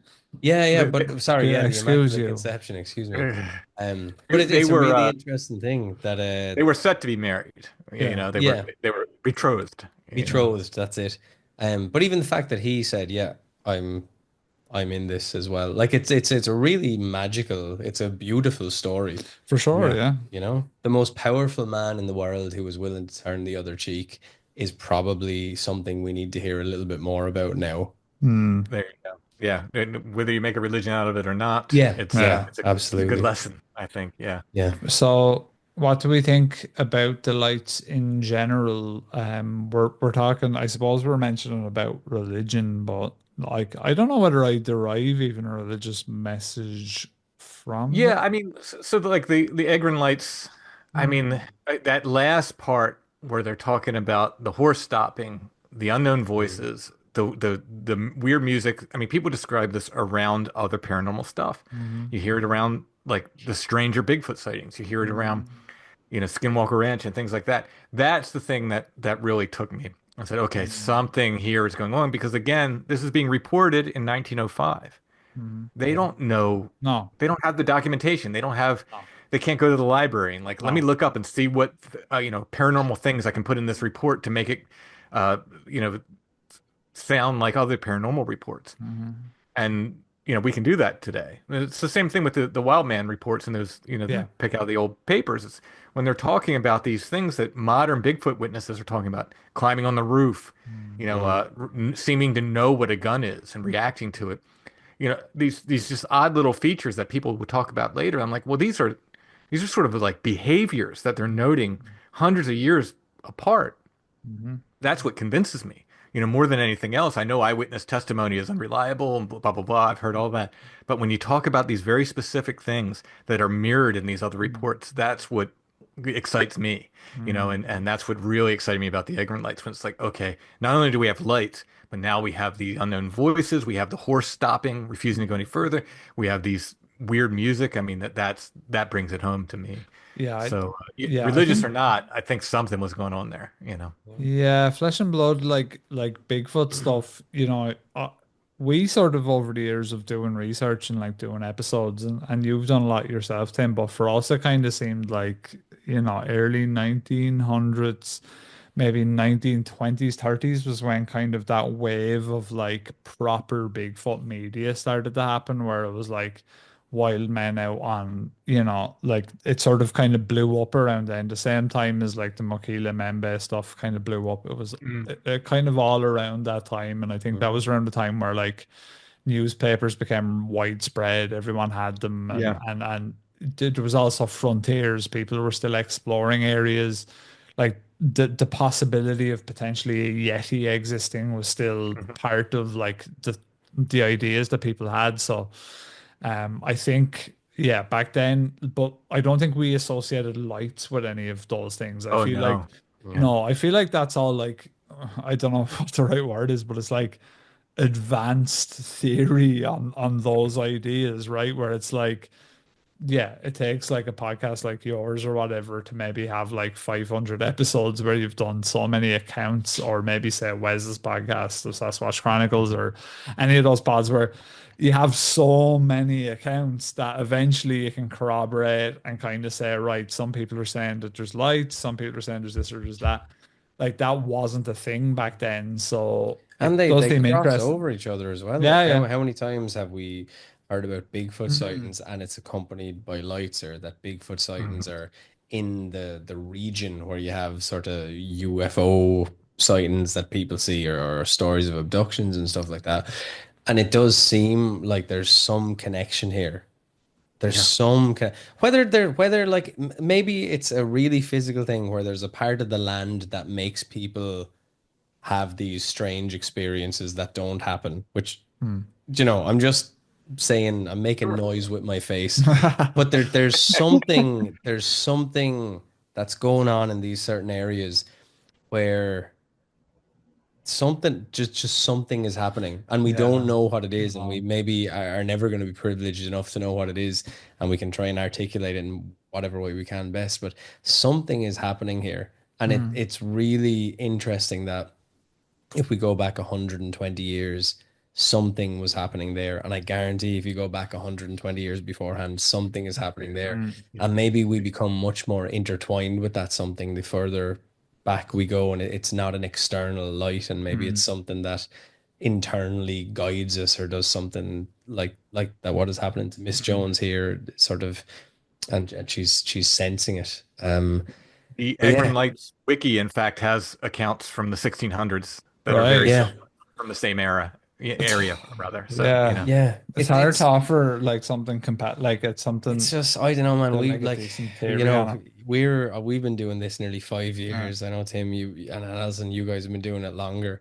Um, I find it. I've heard so many of these stories that there's a big part of my brain that just goes, there has to be something here. I don't know what it is. I don't know what it is. I just there has to be something. And again, Alison, when I say that, I also completely there's a part of me that rages against myself as I say that because it tries to be logical and I mean, it could be realistic. a both end thing. There could have been Yeah, it weird could be lights. both. There could have also True, been people true. who had such a desire to see them that they were playing into it. It absolutely could be a both end thing. Yeah, You'd wonder, yeah, we're like this is one possible explanation, I suppose, if you want to try and be. I suppose boats at the time would have had lights. Would they maybe have been able to see boats on the Yeah. water, like far out? Like I'm talking yeah, merchant yeah. vessels and things No like doubt. that. But like really and truly, I don't have a sort of a solid idea of anything where I could say that's what I think these people were seeing. Yeah. Outside of, we did an episode. I don't know if you guys have done one on the dancing plague of Strasbourg. No. Yeah, No. yeah, Yeah. yeah. Basically, this is Fake, like, Is fake that like news. like the It couldn't have Saint happened. Vitus dance kind of thing? yeah, it was like the 15 or 1600s, I think, maybe 1700s, maybe was it? It's arguably But more ridiculous than, or when I say ridiculous, I mean like more outlandish than what we've yeah, just talked people about. were dancing for like weeks and days and Yeah, dying, they were like they were dying of dancing. dancing Yeah, and stuff. there was like this dancing epidemic that's swept over Middle Yeah, Europe, and Well, we did people the were jumping dying. Frenchman syndrome, which was pretty Oh in yeah, yeah. interesting. Yeah, which was these French loggers up there they were you could just say to one like jump and they jump like they were highly prone to suggestive Right. mm, suggestions and like really interesting stuff like that. Yeah, you're dead right. That's actually a really good point because that's kind of an idea that we raised was like maybe it was a thing where like one or two people in the town were like, yeah. I just can't stop dancing. But I are, just are can't. we are we I looking just at can't. that the I wrong just way? can't Is control again my feet. like is that something that's like these areas of the land that are just liminal in some way. For Mm. whatever reason, Yeah, yeah, that's for dancing as sure. well is a very like human thing. Like if you Mhm. put on music long enough Yeah, and people just hang dance. out with a 2 year old, they'll Yeah. start jiving before Oh long. yeah. They can't Oh help yeah. it. It's a very Yeah. human thing to do. Alison, what's the skeptical take on it? What do you think? I don't. Nobody wants to hear my No, no, no. We're all no, seriously, because on the I lights on the yeah, lights. I like the symbolism of it. Like right. it is like in the Western or in this hemisphere, it's the Mm, darkest time of the year, and to have mm, that sort of even a pinpoint of light to know that there's like hope for the future. I mm. like that symbolism, and it Yeah, was that's sort of true. like That's Yeah, very true. that's a good point. to, maybe Mm, that's The why we idea tell that the stories, the scary stories of the end of the year, because we know we've survived it, and mm, so we have to yeah. like, kind of like uh, flush that all out to start anew and get mm. a whole nother year of scariness under our belts before we let it out Mm. again. And you Yeah, look for the That's a mystical fair lights to point. tell you that summer will indeed come again. Yeah, yeah, yeah, we're looking toward the light. And it's right, like in that we do this 4 days after we've been at the darkest day of the year Yeah. when we Yeah, know yeah, the Yeah. yeah. light is going to come in. Yeah, There's a yeah. lot as well that gets lost in the sauce culturally. Like we're all not a product of that time, so it's very hard for us to really understand like Yeah. what the average person thought of, what was Mhm. their sort of, I don't know if iconography is the right idea or term, but like, was there anything to be gained by saying a light appeared? Like, for Mhm. example, let's just say, was it a thing among the plebs at the time to be to be visited by a bright light, perhaps? Did it give you Was clout? Like, Yeah, yeah, did it yeah. give you clout? Was it a thing Well, where it was worthwhile to say? I will say this. Hmm. I went so we have a town in Southern York County where they still have church services in Welsh. Oh, It's, cool, it's really? Yeah, yeah, nice. yeah. And they basically a bunch of Welsh slate miners were moved in the area because we All have right. slate mines there. And I went there and I've had this theory, long had this theory that people bring their folklore with them. Hmm. And so I went there. I talked to the person at the historical society there, Mm-hmm. and I said, I want to talk to some Welsh people. I know they must have fairy stories. They Mm-hmm. must have. They must have brought them with them. They're miners. They must have stories. And she's like, Nah, you'll never get them to talk. Right. You'll never get them to talk. And The I Welsh mentioned it to don't like Brother talking Richard, much. Yeah, right. and he said that's in line with Welsh culture. Yeah, for So sure. No, he's he right. said yeah, he said like the Irish would share these fairy stories Yeah, willy-nilly, no problem. Here you yeah, go, I'll tell you all yeah. about it. But the Welsh are more like kind of locked down No. about it. So the fact that they're talking about these lights in these articles, it might True. be something very special That is indeed. true. That's actually a really good point, actually, because when we went over to Wales the first time, it was me and a group of friends. I've been over a lot of times, but when I was a kid and stuff. I say the first time, but first time in recent memory I went over. Um, a lot of the time they just seem annoyed by tourists. They're like, "What are you doing annoying me by Yeah. being here?" Even. But what I will say is, you're talking about miners. They have a town there. We went through a Bed Gellert. Mm. A beautiful town built by miners. It's almost, again, like I was talking about Tolkien stuff. The whole town is built by like mined slate and stuff like that. So all of the Mhm. buildings there like look like they blend in with the area. It's a gorgeous little area. It's really cool. But yeah, very interesting. Before we get out of this episode though, Tim and Alison, what do you reckon about all Hmm. these drones? What's the crack? Oh, geez. I think I just kind of said at the beginning, I fear it's something the government is doing. And Yeah, absolutely.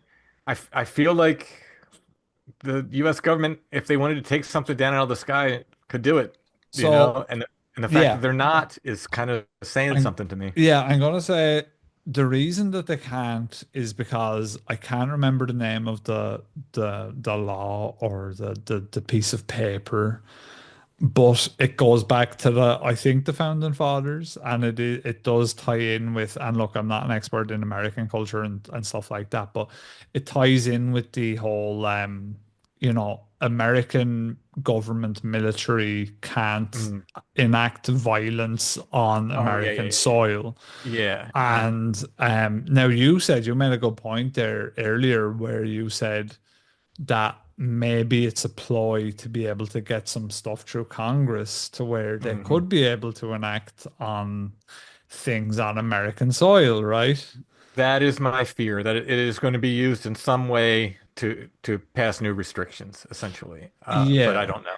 You It know. could be restrictions or the removal of restrictions would be what it appears to be. Now, what I will say though is I'm probably more of the mind that it's not American. And the only reason I'm of the mind, like of that mind, is as of current knowledge, like as we are talking right now, this episode's going to come out a couple of days later, and things change so fast with all this type of stuff. But NASA attempted to track these drones and they couldn't. It Mm, appears like what they're doing so far is that they have kind of, these drones have a mothership of sorts, which resembles like a traditional plane. mm. And from that plane, there are sort of what you would associate as like hobbyist drones, like that kind of like Right. Yeah. smaller Yeah. FPV drones that come down from that mothership, and they are the ones doing the more sort of on the ground surveillance. The only reason, like, I'm kind of thinking that it mightn't be American is because they seem to be surveilling strictly the air bases that very new American tech is Hmm. at. Hmm. Um, and we were saying earlier as well, it's all East Coast. So that kind of rules out, we were sort of floating the idea of, is it China? Is it North Korea?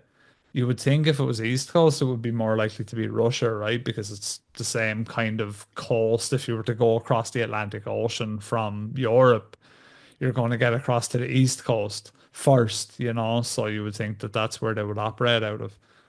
But very fascinating because, like, we do, obviously, we talk a lot more probably about UFO stuff. Hmm. And, for 4 or 5 years, we've been talking about UFO stuff. I've never really felt obligated to provide information about the stuff we're talking about or to Yeah. provide footage. But because it's been happening so much, and at the time of our recording here, this had been happening weeks and weeks before I started to mention it, where I was like, oh, I actually have to kind of address this because it's getting to a point now where, like, we had talked about a couple of things in England and the UK. There was like an orb style Yeah, UFO, I remember seeing that. Yeah. yeah, which looked quite compelling, quite interesting. But also in tandem with that, there was all of this stuff in American air bases in the UK. That there was things flying over these air bases. Now, I had heard actually one of our listeners works on fighter jets, is actually maintenance. He's one of those guys, and he actually said to me, and shouts out to him, he knows who he is, but he was saying to me that he was like, I actually haven't seen or heard anything as of right now, but there was so many civilian people and people that were interested in the hobby that were all saying, like, in the UK at the time, this is before they hit America, I think. They were like, yeah, there's something going on. Absolutely. And whether it's a thing where the English government didn't want to say it or the American government or whatever, Hmm. but for whatever reason, they're not shooting them down.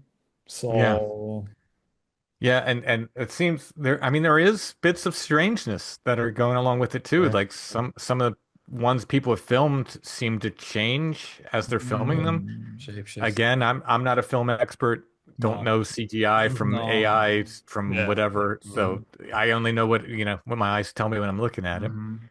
Other people have said they've sent hobby drones up towards them and they can't like Hmm. sort of track them or stay with them or whatever. So now whether that means they're just more advanced than your average hobbyist drone, I don't know. But there is some odd stuff that's going with them, and not all of Yeah. them. Like some of them do just look like hobby Yeah. drones, Yeah. but Yeah. some of them look weird. Some of them look very Mm. strange. So who knows?